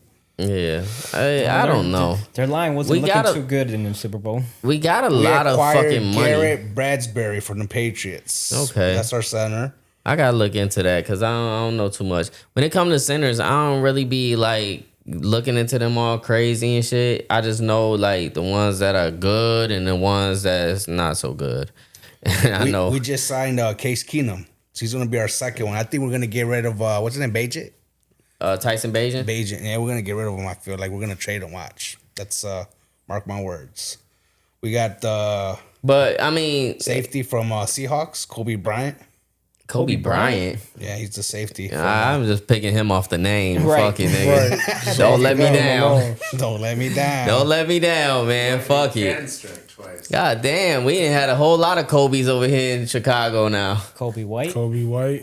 Yeah. I guess that's it. That's right? it. I'm trying to think of another one. I was thinking. We got all the Kobe. All the Kobe's come over here to Chicago, man. Fuck it. After that first one, man, we bound to strike gold sooner or later. Does he spell it like Kobe Bryant That's or what we like got. like Kobe White? Colby? Coby, yeah. Devin Bush, the Coby? linebacker from Browns. Kobe. Oh, that's the third Okay. option. All right. I don't know, man. I think I trust in Ben Johnson, man. In Ben Johnson, we trust. If that nigga ran for president, he gets my Bro, vote. let For sure. Pose cook, bro. He's cooking right now, bro. We got the highest cap space for the North right now. Yeah. So, I mean, so they got enough money to stay in Chicago then? we're staying in Chicago. For sure. Yeah, we're staying in Is Chicago. that official? That's all official? Yeah. Yeah, Chicago I'm came happy up. about that. Came up with they money and shit. They're like, all right, bet, fuck it, we gonna do it. Yeah, you gotta keep the Bears. So they're staying in the Soldier Field? I think they doing things to manipulate the they're gonna Arlington put a dome restaurant. on there. Okay, The they're gonna thing invest was into it. they had came up with like an initial thing or whatever, but Chicago wasn't moving on it, and there was just like, we not ready to do that this year. You know what I'm saying? And we not gonna put no extra money behind it. So they didn't do that. I from what I heard, this allegedly. So they still are gonna get that bigger stadium though, because of That's how they were able to negotiate, I guess. okay. And there's Yeah. Arlington racetrack, right? I don't what think they they're saying, doing the or- Arlington Heights thing. I think they trying to keep it here in the city. I think Chicago's just putting up the extra funds to it. You know what I'm saying? Okay. Because the things that was on the table was them rebuilding shit, restructuring shit at Soldier Field, or moving to Arlington Heights, and then they had the fucking Indiana move, right? Mm-hmm. For them, they really wanted the Arlington Heights thing, and they said, we'll put all the money into it as far as building the stadium, but what we need from Chicago is to build the route system to getting to the stadium. Ah, yeah. 'Cause Right. That's the thing. And Chicago like, okay, well, why are we gonna fucking build these routes into Arlington Heights? You know what I'm saying? Like, it really don't make fucking sense. Like, why I'm doing this for the city and you moving it outwards of the city. So I don't know. I think they still like, it's still funny to me.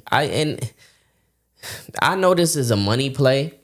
They want to Absolutely. generate more money into the stadium year round. I get it. But no Bears fan is ever asked for this. Never. So what the fuck y'all doing over there? Isn't it also because the city, the park district owns Soldier Field, I'm not sure about all of that. and they did the renovations to it. Yeah, They I'm took not seats sure. out. I'm not sure when it comes to that. I know the parking sucks. Yeah. They need to figure out some shit with that. I heard some rumblings about the fact that because that's a historical like landmark, right? I heard about that, and then it was something about the Super Bowl because the Soldier Field is not It doesn't have enough Huge. capacity. right. It don't have enough capacity for And a then because Super it Bowl. don't have a dome. Right, it don't They have not a dome. doing no fucking Super Bowl somewhere that don't have a dome. Yeah, Especially because if you it's can't cold. control like Especially if it's cold. exactly. 'Cause Super Bowl is in the winter, so It's too cold in Chicago. Yeah. They like to play in the cold. Like, I think you should have the variety. That's what football is built upon. I mean, for the playoffs they do it, but not for the Super Bowl because they want fans to be comfortable. They paid a lot of money for those seats. Yeah. Yeah, but who gives a fuck? It's about the sport. The fans that You are come going to to the watch Super football, Bowl, They're you gonna know go you're gonna deal with the regardless. elements. You're gonna go regardless. If it's a Super Bowl in Chicago, guess what? Chicago will buy that shit out on its sure. own. Yeah, that's still so. Yeah. On its own, Chicago will sell that bitch out. They'll still sell tickets. Yeah. Yeah. So what is y'all Depends talking on about? the teams, though. No, it don't. Nigga, you Bro. think Chicago's not gonna show up for Chicago? Nah, that No, I'm just saying, like, if it's Chicago's not in it, say Green Bay makes it to the Oh, Super and they Bowl. come That's to what the I'm saying. Super Bowl. They're not gonna fucking sell Yeah, out. there ain't That's no what I'm ain't no saying. Chicago motherfuckers Yeah, coming that's for what a I'm Green saying. Bay Packers Super Bowl. Yeah, that's what I'm saying. why wouldn't you just go Lambeau? That's true. That is true. If we not in it, then that changes things Yeah, for sure. yeah, Yeah, that's what I'm saying. for But sure. now there's a lot of moves going on, and I was just reading right now. Mike Evans, he's gonna sign to San Francisco. Who else? Tua just got signed to Atlanta. The Tua? quarterback Tua just got signed to Atlanta. So Damn. So what they gonna do with what's old boy's name? the rookie that rookie. was last year. I Yeah. guess he's gonna be underneath. I don't know. It's That's a crazy move because even when they signed that rookie, they had what's his name? I have my boy. That keep getting the bag. Kirk yeah. Cousins. Yeah, Kirk Cousins on that motherfucker. So now they in the same position Captain where you Kirk. got two quarterbacks that you trying to figure out what the fuck you gonna do with them. I don't know what Atlanta's doing with that move. I don't know. That's kind of crazy to me. They're probably gonna trade Alvin Kamara too. Yeah. We'll see where he goes. Starting to get older. I keep telling you, I want Tyreek Hill here, man. That'd be a nice little He's fit also right a here, little too old now. Man, Tyreek. bro. He's I don't still take fast as shit. Tyreek over the quarterback. I mean the wide receivers that we have right now. Our core is good, and we don't need that fucking low diva attitude walking in the door. He's got Like a we lot don't of- need that shit. And Colston Loveland too. Still got Colston Loveland and fucking Komet. I heard Komet not really too happy about his situation, whatever. And I understand it, but it's still they're fucking swapping y'all out. Yeah, man. Y'all both are good as hell, so we want to keep both of them. Yeah, it's not like he don't get no tick. They switch off. Yeah. So we'll see. All right, Jamari, man, what you got on your heart, man? Oh man. So as some of y'all know, man, like, you know, I'm really tapped in with the music stuff, you know, all of the things music. I'm really diving deep into the business of all of it, especially like the independent grind, you know, selling CDs out the trunk, you know, really building an ecosystem. But, you know, one of the developments that I just looked at today was the fact that I don't know if y'all know who LaRussell is, but LaRussell is basically an independent artist from the Bay. He became famous, started off, you know, doing like basically a Nipsey Hussle type of campaign in order to sell his music. The man, you know, he believed in himself so much, he decided to build basically like a mini stadium in his backyard. He's charging people to come out, you know, and he has it packed out. You know, he's showing love to the legends. He just did a album with Lil Jon. You know what I'm saying? Lil Jon produced it, sounding crazy. So he went on this campaign, and he has this album called Something's in the Water, completely produced by Lil Jon. And it's a bunch of like Bay Area sounding music, summertime vibes. And he was basically doing live stream concerts where he was selling the album, you know, hand to hand. You know, so he had a website link on this this website called Even that allows you, it's a platform that allows you to sell your merch, music, whatever it is that you have directly to your fans, right?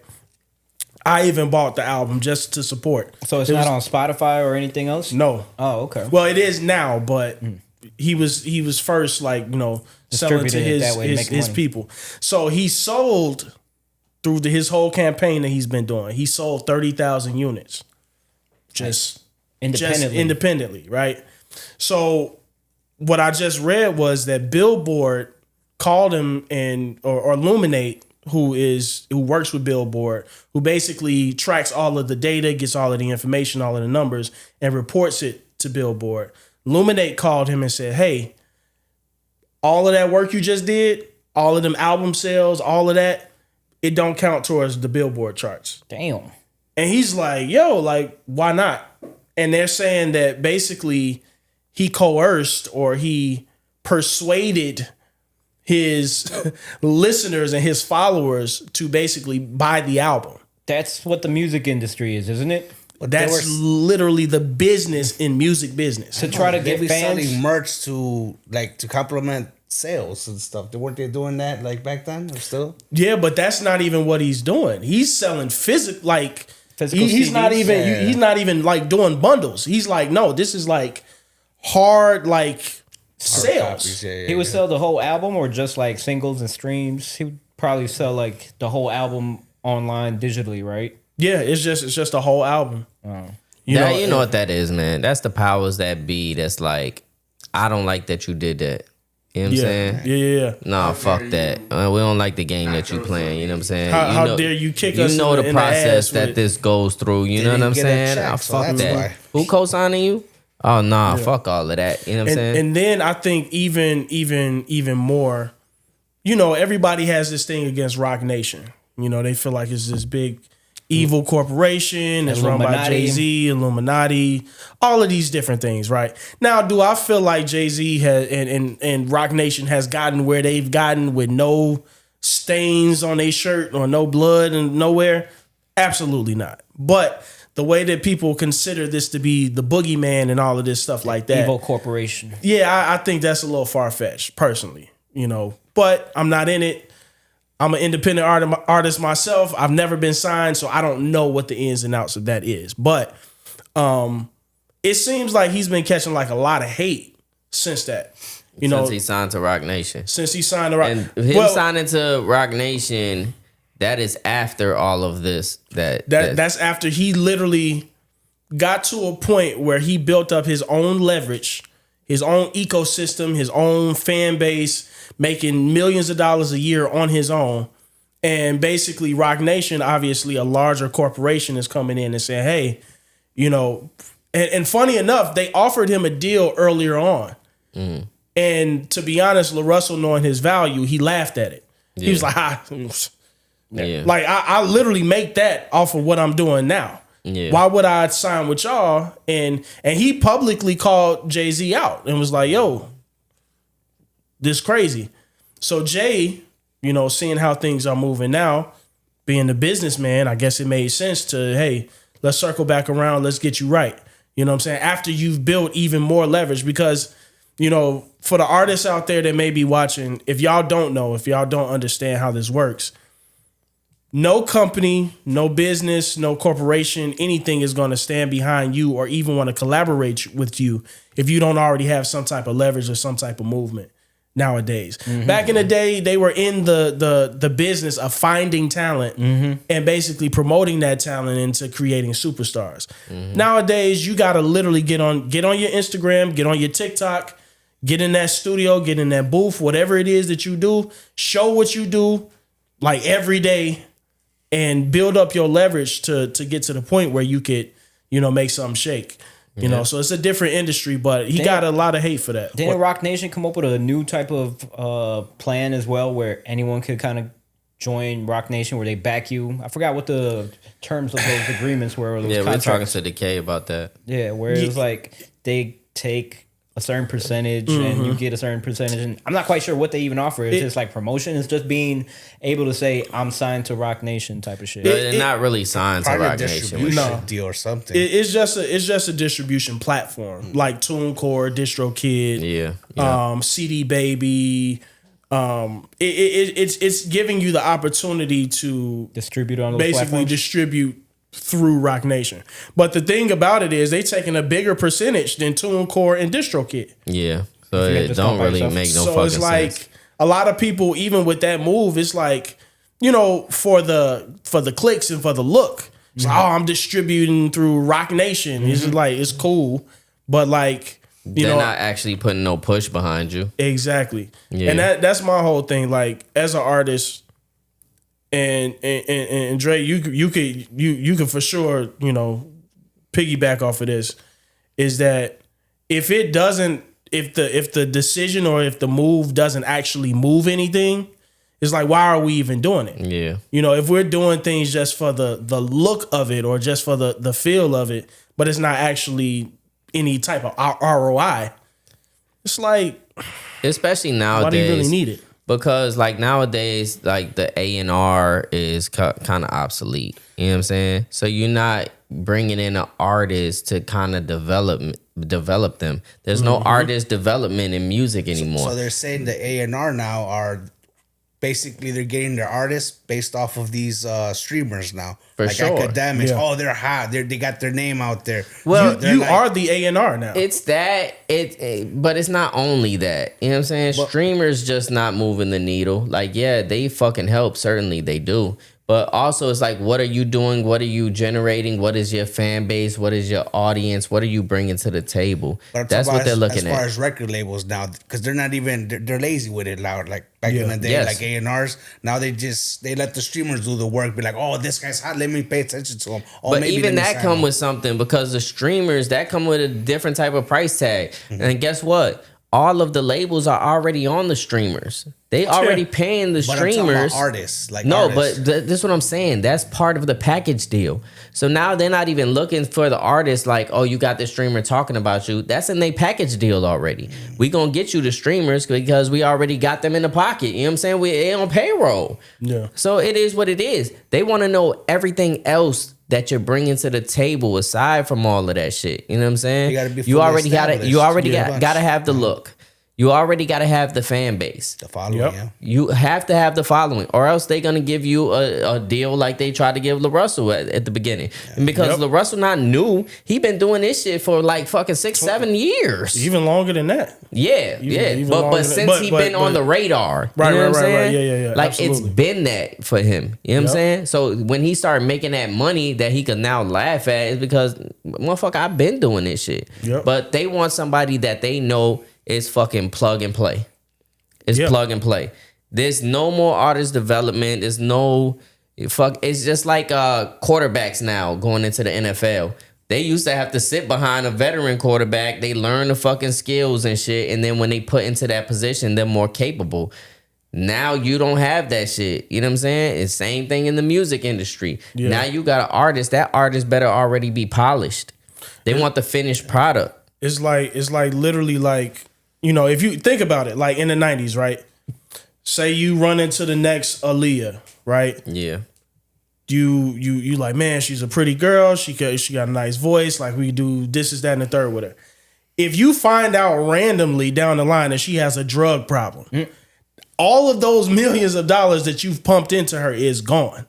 So it's like labels at this point, they don't want to take that risk. They like, no, we need to see like that you already moving, because you could be a crackhead, but if you already moving and making millions of dollars, we could like sweep that under the rug. Yeah, because you're gonna make us money. Exactly, because what we got to realize right now is that, because I do a lot of like research on like business and like how businesses are built. Right now, the economy, or how the world is set up, it's a term for it. It's basically it's based off of strategic partnerships.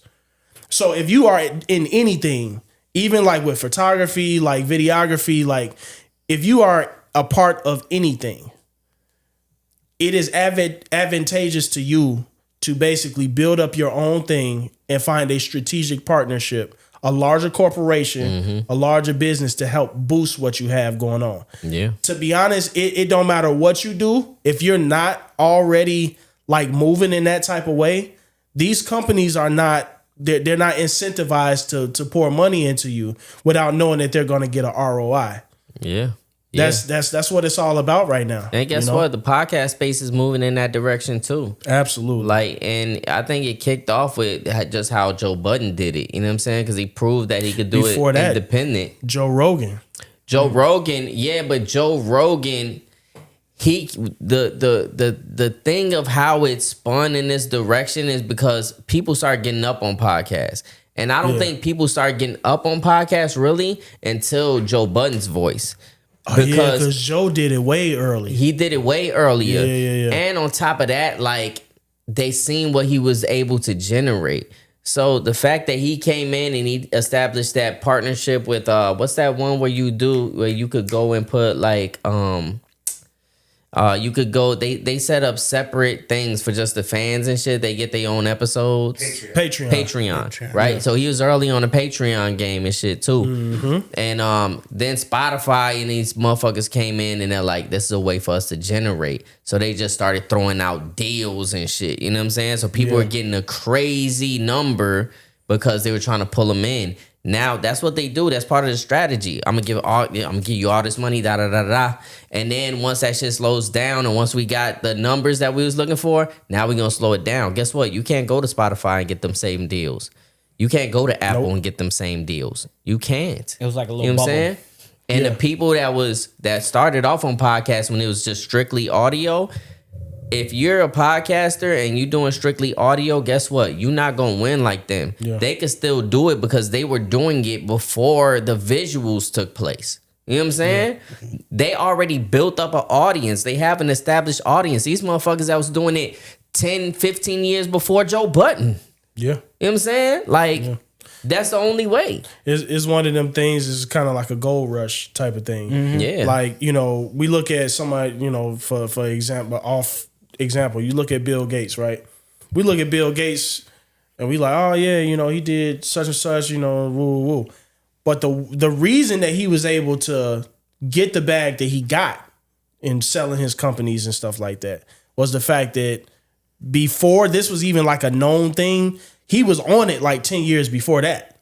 You know what I'm saying? Like he was already like, oh man, this is going to be a thing, like coding, woo, woo, woo.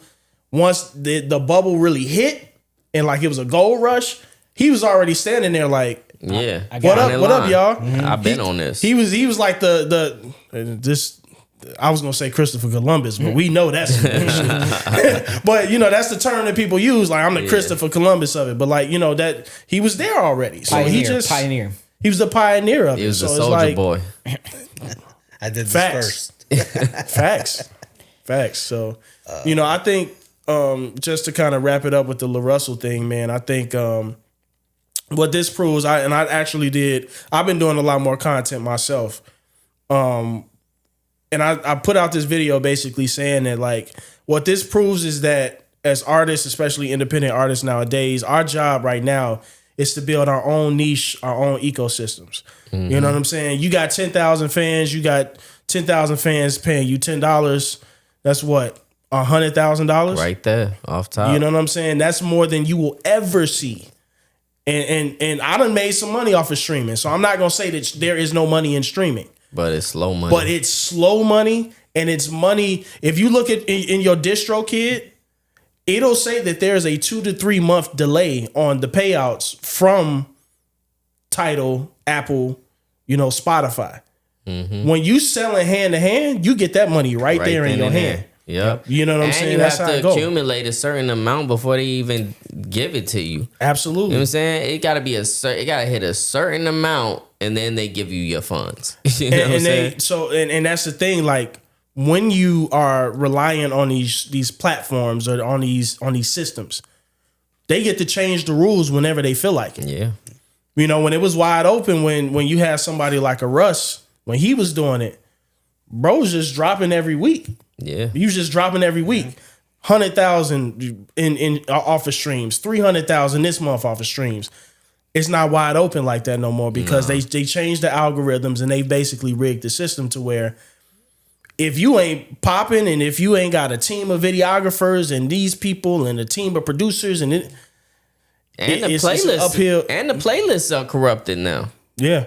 They really don't move the needle as much as they did, but that was another thing that was like a bubble. Like it was like y'all, and that's the thing. They give you this thing. It's like, oh, the playlist is where it is. Yeah, make 2-minute songs. This is where it's at. And then you as the artist, you like, oh man, that's it. I'm gonna go do that. Then you do that, and then they like, oh no, that ain't it no more. Move the needle. Now you gotta do all of the content in the world.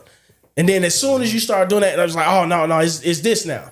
So you just gotta honestly, to wrap it up as an artist, man, you gotta really find out what it is that you can do consistently to feed the people that like your voice and listen to the things that you do, and feed those people. Try to do everything you can to find new people just like them people that's already listening. That's all you could really do nowadays. I mean, the most money is in YouTube, but it's like hard to get a following in YouTube. That's the thing, Man. I don't think the most money is in YouTube. There's money in YouTube, but there's different ways for you to get money as an artist. It depends on what type of artistry you into. So as a musician, that's not really the most beneficial way for you to get money. The most beneficial way for you to get money as an artist, you make music and shit like that, is going on tours and selling merch at that shit. Cause that shit is still hand to hand and it's like direct. Like you getting paid your money right then and there on the spot. You know what I'm saying? There's an indie movement too that's anti-corporate because of all that Rock Nation shit where people want to support the independent artists. They like giving them. I just bought a Snow the Product album. She signed it. Oh, Snow is so fire. Or she said, she said, pay whatever you want. I'm like, I'll give you $20. But basically, I want to give her money. So it's supporting the little guy. A lot of these larger artists. Product ain't little. No, Javi got a whole nother bias when it comes to Snow the Product. You know what I'm saying? He trying to hit. Yeah. Hey, Snow. Hey, you know what's funny? She was at nigga trying to buy Krispy Kremes and condoms for. Condoms. Give it that blue steel. How it all comes back around. Yeah, but with La Russell, another thing that I will tap into when it comes to that is he picked a very bad time to try to shit on Lil Wayne when it come to that. Because it fed more into the Rock Nation conspiracies. You know what I'm saying? They got this thing with Lil Wayne. You know how Young Money versus the Rock Nation thing is going. And he picked the time when he just go over there to Rock Nation to start talking about Lil Wayne. And what he said, for those that didn't hear it, was he said he loved Lil Wayne growing up and shit. He thought he was one of his favorite rappers. But as he got older, he started realizing like Lil Wayne don't be rapping about shit with substance. So he started like kind of like fading back from Lil Wayne and shit. You know what I'm saying? Like, yeah, once I started realizing it, like he ain't really talking about nothing. And it was like, you know, I can't put him as one of my favorite artists and shit. And the thing is, I can see that. Like I can see where you coming from with that, but let's not act like Lil Wayne ain't never had no fucking substance in his music, especially the early shit. He like had a run, bro. That nigga used to talk about shit, and that's one of the things. I'm one of the biggest Lil Wayne fans ever. You know what I'm saying? From me and Lil Wayne kind of close to like the same age. We damn near might be the same age, right? And this nigga, when Lil I was Wayne, like, damn near 50, right? nah, hell no, Lil Wayne. Nah, He's like, No damn It's 50, got to be nigga. like 40. He 40. Yeah, he Because like you got, 40. well, yeah, because I mean, he been in it since Yeah, since he was fucking like 13. 13 in this So motherfucker. it just His seemed like he his been around his like first Stevie album, Wonder. Just The all Block day. Is Hot came out. He was like 16 years old. Yeah, true. You know what I'm saying? So, especially those The Block Is Hot days and shit like that. He got a song called "Fuck the World," where he talking about like how hard his life is just growing up as this young guy that's supposed to still be the man of the house and shit. And like that's my biggest knock on Lil Wayne is like, nigga, why you get away from shit like that? You know what I'm saying? These records that's like that, because that's part of the reason why like I gravitated to him, because like he was talking about shit like that. You know, so I do understand what LaRuss was talking about. I think his delivery, his delivery, because LaRussell has a way of saying things that's just like a matter of fact type of way. And sometimes people say things in a soundbite, but they don't give no context. So I think people just like grabbed that and was like, oh, you know, we already hate this nigga because he's from the Bay and we don't like Bay Area music. Then he just signed with Rock Nation. Then he's on, you know, this podcast shitting on Lil Wayne, and they just like it just spun out of control. He did come back and apologize and clarify what he meant. Yeah. He, you know, like you put it, like I just got to a certain point where, you know, with a certain era of Lil Wayne, I needed something else. Yeah, and he wasn't giving it to me. Like I love him. He's great for this time that I grew up in. But he just wasn't giving me that substance that I was looking for at a specific time. He clarified it, but you know, people don't they don't catch the apology or the after. They just catch the you know, the first thing that they hear. Yeah. Yep, they catch the clickbait. You know what I'm saying? Whatever they can use to justify hating your ass, that's what they gonna cling to. Yeah. Shout out to Weezy Wee, man. Hell yeah. You still one of my favorites, man.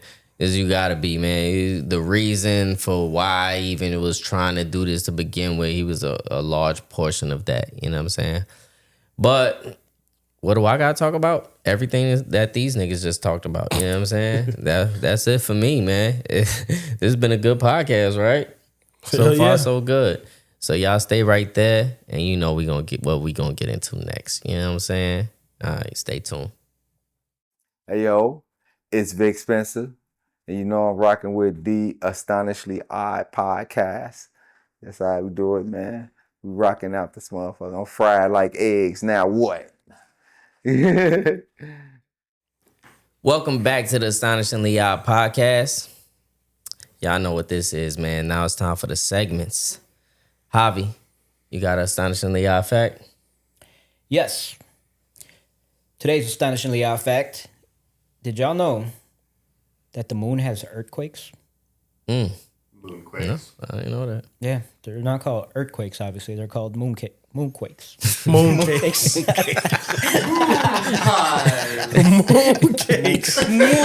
are something else. Hey man, hey, Blue Steel, Krispy Kremes, and condoms, man, mooncakes. Get those mooncakes, And but Krispy Kremes. there's a lot going on the moon. Javi gonna make friends with a billionaire so you get some mooncakes. Fly to the moon, get some mooncakes. But Okay. if you want to know what causes them, it's the Earth's tidal waves. You know how the moon and the tides are always associated. So something about the gravitational pull with the high tide and low tide somehow be reacting with the moon out there. That's crazy. Okay. That's dope. All right. Yeah, didn't know that. All right. Yo, you in violation, bro. I ain't got shit today. You ain't got nobody in violation? No, I ain't got nobody in violation. Right. All right. Nobody in violation today, man. Y'all been, Donald Trump. I've been taking it easy on y'all. Donald Trump could be all the time, so that's why I don't do that. Because then I'll be every week. Who the fuck said that? Don't mind my AI glasses, bro. Relax. Nando's glasses came to life. Fuck is going on over here? You know I what? heard was Guess what? Nando is in fucking violation, man. This nigga bringing AI glasses that's talking on the pod and shit. Like, what the fuck is going on? The timing was amazing. You talked. Why? Shit. All right, You're supposed to keep talking. Damn. all right, brother. Why don't you ask her what's the square root? Let's not ask her shit. I don't need her disrupting this podcast anymore. All right? Yo. Fuck that shit. The glasses were out there fact checking me about the mooncakes. Okay. Right. Wow. Well, I guess we do need a new fact checker. Recommendations. Jamari, we'll go from this end. What do you have to recommend for the people this week? I recommend washing y'all ass. I said that be last honest. week. That's I 2 said that weeks in a last row. week. You said that last I week. said that last week, bro. Let him recommend it. Go Yeah, ahead. go ahead. Well, let me see. Come back to I me. like that. I like that one though, man. We right here. You know what I'm saying? I'll get a better one. Come back to me. Let me think about it. Nando Magic. What do we have to recommend for I the actually people? watched Drewski Could Have Been Loved too. That shit hilarious, bro. Okay, That I shit. fuck with it. I fuck with it. That's my Yeah, dude. you Man. gotta see that shit, fucking bro. love We got this Drewski. 6'9" fucking Cuban. I seen that bro. they was fighting. She was throwing down. Bro. I Yeah. watched that's what I watched this on Sunday, bro. Okay, I gotta watch that one because I watched the last one. The last one was funny as That shit. shit funny, bro. I gotta check this one out. Yeah, you gotta check it He's still fucking around with the dykes. Oh, bro, he got a whole bunch of Oh fucking yeah, studs, that's bro. his thing, man. He like him a good stud. Bro, Yeah. this one stud's like, oh, you got them butters? I was like, yeah, I'm from New York. I'm like, yo, I bet. gotta watch that, yeah. Javito, what do you got to recommend to the people? The Cat Williams special. It was entertaining. I recommend watching it. 2025. I mean, it came out a couple weeks ago. It's called The Last Report. He was claiming that after this one, pretty much, because he can't be invited out to all these little secret parties that he usually goes to with the rich people, which is what he's been kind of snitching on. He's like, they're not going to let me in anymore, so I'm going to report one last time. Tell y'all what's going on in there. So it was kind of funny. Okay. All right. I fuck with it. As far as my recommendations for this week, I think I got 3 of them. So one of my recommendations is a song, man. Is this Just a song? Yeah, man. It's a song, man. I've been playing this motherfucker ever since I heard it, man. You know, you get that one song, you're like, damn, this song, this shit, the shit. So this song is by Spellhouse, and it's called Wait on God. Okay. Psalm 62. Hey. Fire. I be listening to damn near tearing up and shit. I'm like, damn. You know what I'm saying? Like, it's one of those. The next thing that I will recommend is I was watching this actually last night. And I was wondering, because we live in Chicago, right? You get like the tornado warnings and shit. But I'm like, I don't never see a tornado. I also used to live in Wichita, Kansas.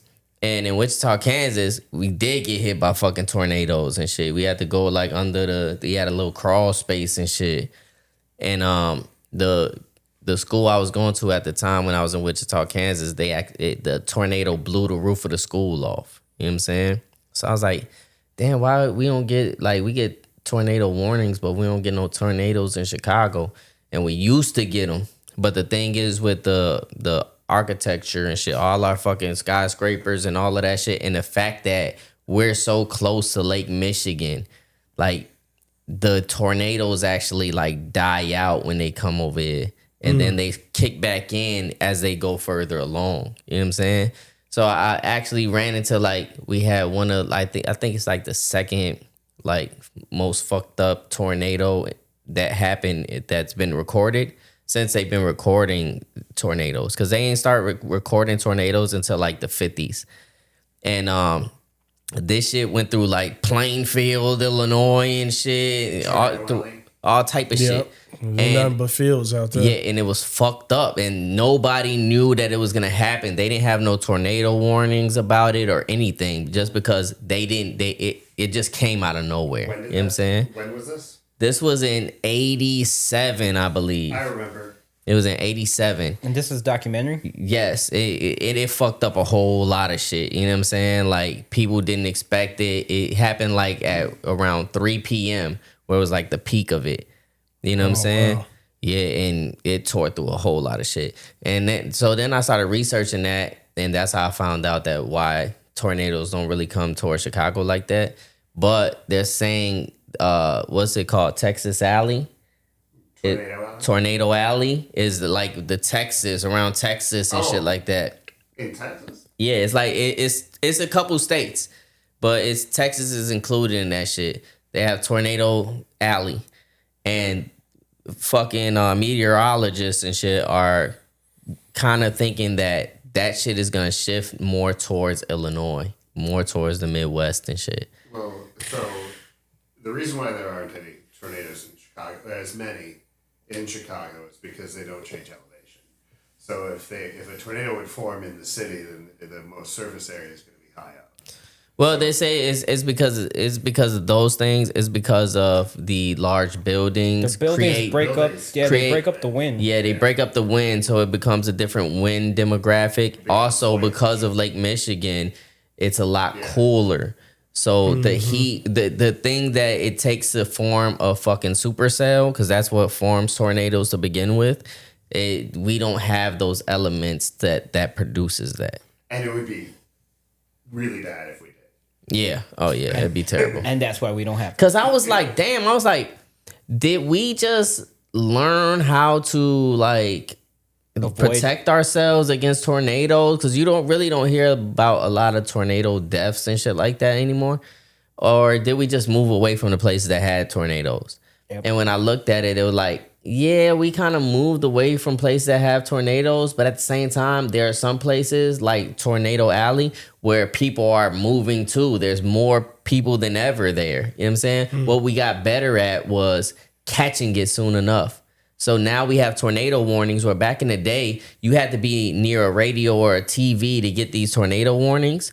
Then they developed the sirens and shit like that, and now it just comes to your phone. But they didn't develop those bombs that blow up the tornadoes yet, did they? No. That'd be cool. Yeah. How did they put sharks in the tornadoes? Or push sharks in the tornadoes. And the third thing that I have to recommend is if y'all need some photography shot, you know what I'm saying? Yes, sir. Holla at me, man. Andre shot that, man. Follow me on Instagram, Andre_shot_that_. It's simple. I'm right there, baby. All right, going back to Jamari, man. You finally got something to recommend? Yeah, I got two things. One, y'all should check out this. It's this video essayist on YouTube that I like to watch called FD Signifier. He's like really big in like that type of world of YouTube, but I like him because he's originally from Chicago. Mm-hmm. You know, he moved down to Atlanta. He's basically like social media YouTube famous at this point for basically taking these like topics of like random things and like really breaking them down, doing the history of them, like talking about how it ties into like a bunch of different stuff. So like what I would recommend with him is he did a video about Baby Boy, the movie Baby Boy with Tyrese. Broke that down, and it was very interesting from like the lens of like being a black man, coming of age, you know, basically, you know, how women relate to, you know, black manhood and all of these different things. It was crazy, like how he really broke down this seemingly simplistic, ridiculous movie because it was a little bit over the top at points, but like he broke it down to where like if you watch the movie, you'll see it from a completely different lens now. Oh, that's dope. You know what I'm saying? It's pretty dope. And then he has another video called Black Boys Are Not Safe. And basically what it takes, he uses the Will Smith slap. This came out like years ago. He uses the Will Smith slap and to basically explain black masculinity. And he breaks it down. He takes it from like and he uses Will Smith basically as his as his Example? yeah, like going back from like his life, but then he ties it back to the Fresh Prince and how those actually coincide with exactly what he was dealing with in with Will Smith and what culminated into him slapping Chris Rock, like all of the different things, right? Yeah. And then he also ties it into the new Fresh Prince show, where basically, and how that show actually explains black masculinity better than any other thing ever created. Like a lot of things we look surface level. We like, oh, it's a cool show. Like, cinematography, like it's cool. But like it's a lot of underlying things in these shows that kind of really dives deep. So I would recommend just his channel, his works. What's his channel again? FD Signifier. Okay. And he's huge. Like, I mean, he's getting millions of views on like these video essays, and they like an hour and a half. Like, if for me, I'm a truck driver, so I'm hitting the road, I'm listening to him, I'm learning things, things that were once surface level for me. He breaks down politics. He goes into like a bunch of different things. So I would recommend that. And then secondly, man, I would recommend, everybody, in these times of like, chaos, social media, all of these crazy things. Honestly, whenever you get a chance, just really log off. Mm-hmm. Really put the phone away, take the earbuds out, like just really like unplug completely. Mm-hmm. And the reason why I say that, I purposely take at least an hour a day to just like not listen to anything, pay attention to my surroundings, listen to what I'm actually hearing naturally, what I'm looking at, just immersing myself in the experience. Even if I'm at work doing something if I'm sweeping the floor, mm-hmm. I'm just like unplugging and I'm just enjoying that process of actually just like, man, I actually can get up and do this today. Yeah. Being grateful for that, because social media and all of these things with Trump, Epstein, the war, all of these things will literally send your mind into a spiral if you keep constantly like digesting it. Yeah. And I feel like we really need to take time sometimes to just like eliminate all noise. I tell my wife, like, hey, unless it's an emergency, don't call me. Like, I put my phone on do not disturb, like just to like unplug completely, like really be present in what it is that we doing. You know what I'm saying? And like really enjoy the process of just being alive, being human. That's major, man. Yeah.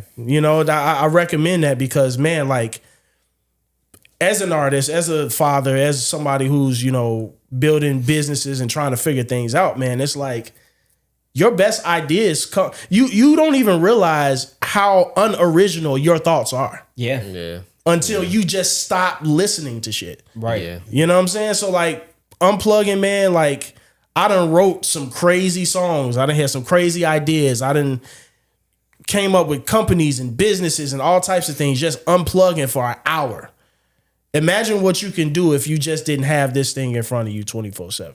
Yeah. You know what I'm saying? And side note, the people that made this shit, they don't allow their kids to use that. Do with that what you will. Yeah. That's it's wild. It's a reason. That's crazy. That's a coincidence, because yesterday I just read something too that kind of stuck with me, and it said, if it's going to sound real simple at first, but it's pretty deep. Mm-hmm. If you're not looking within, if you're not looking inside, and you're looking outside, and if you're just focused on pretty much what's going on outside, you're not going to be able to figure out what's going on inside. Mm-hmm. And I'm one of those people that think that you'll find God inside of you. Like, you'll find whatever power you need inside of you. But lately, like you said, it's just been so much going on outside to keep you from being inside here. Yeah.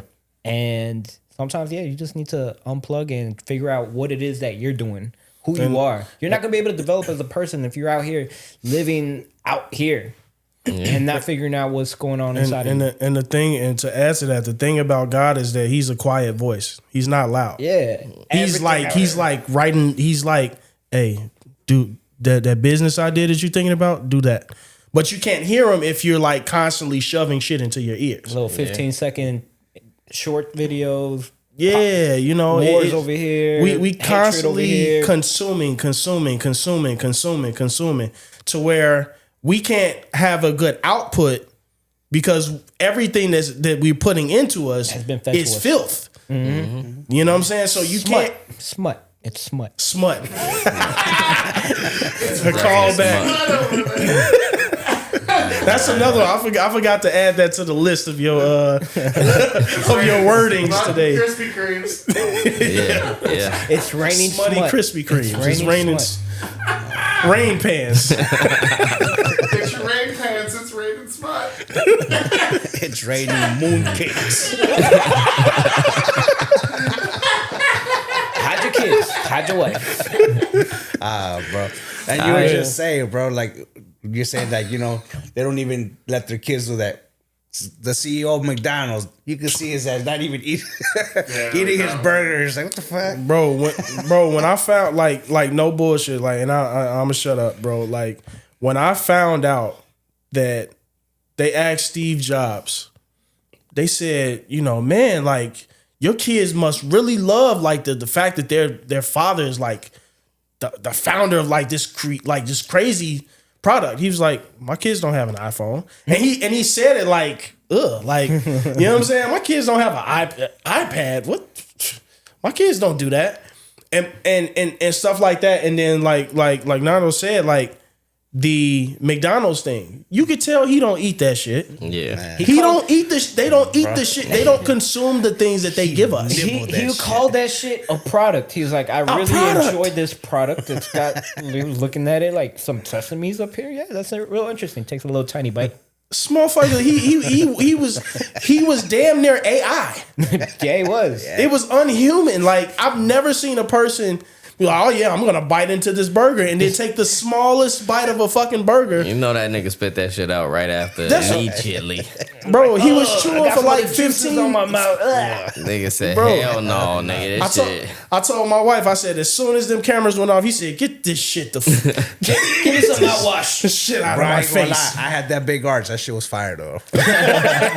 I still want to try, low key. I still want to try. The big arch.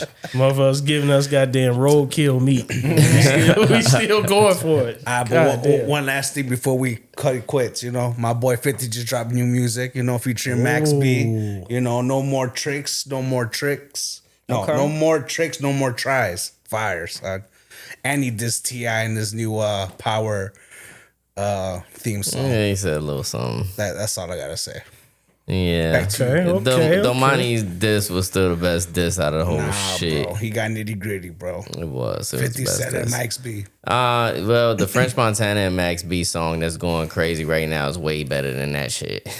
Way better. French Montana. There was actually a nigga that was driving around. He was bumping that French Montana and Max B. In Detroit. Yeah, the police hemmed his ass up. French Montana. He was having the time of his life and shit. They hemmed his ass up. French Montana went in the comment section and said, I gotta bail my boy out. Hell yeah. Yeah, because hell no. All right, Matt Sass, man. What's going You got on? a recommendation? Come over here, man. Sit in here. I'm gonna let you sit in my Just seat. do my hand. Nah. Come on, man. Come on. I'll Come sit on, back brother. here. Nah, hell no. You go in there. All right. Do your thing, Matt. This is what I look like. Hi. They got the beard right in the last thumbnail, right? Oh yeah. Got the grays in there. We're gonna get the green this time. So what is your recommendation, for Matt? St. Patty's Well, Day. I just saw a preview for the Lanterns. I'm kind of excited for that. I saw that preview. It looks pretty good. It doesn't look like a children's movie at all. No, it doesn't. It's not going to be children's focus. Based on we're talking about DC, the Green Lantern. Yeah. It looks like a fresh take on It is, the whole idea. Oh man. It's like a detective story. Like and he's training. Which the what new it should be if It's- like the But he's also training the new Lantern. it's Hal Jordan like trading John yeah, something, right? the black guy. Yeah, John Smith. I think It's that's common like that. Yeah. I know. Yeah. It looks real good. It doesn't look CGI. It's not that goofy, tongue in cheek. And I like Ryan that Reynolds because the Green Lanterns are the space police basically, so it makes perfect sense. Like, It looks real good. that's dope. That's dope. That And was- of course, as per usual, read 1984. We'll just we all live in 1984. I got to get that. We are living an Orwellian dystopia, so you got to be informed. Thank you, Matt Sass. Absolutely. Good recommendation. Yeah, I'm pumped. I don't even know when it comes out. 1984. We're all fucking living in it. I wasn't even born yet, but we're all fucking living in it. I was in a look in All my. right. I was born in 82, so I saw 1984. Well, hopefully we recommended some shit that's valuable to you guys. You know what I'm saying? As always, if you watching us on YouTube, you should have already liked, subscribed, and hit the bell notification. If you listening to us on audio platforms, we are on Spotify, Apple Podcasts, Amazon Music, Stitcher, Deezer. Unfortunately, we're not on Tidal because La Russell part of the Illuminati. Once again, I go by the name of Astonish. Javi the one J Envy. Nando Magic. Jamari. And that's Matt's ass. And That's ass. I'm not going to give up my seat again. Not 2 times in a row, my nigga. Not in one episode. What is that finger doing? Damn. Freaky finger. Stop it, my nigga. Stop it. Almost gave you a wet willy. We'll catch y'all next week. Peace. Peace, peace, peace, peace, peace.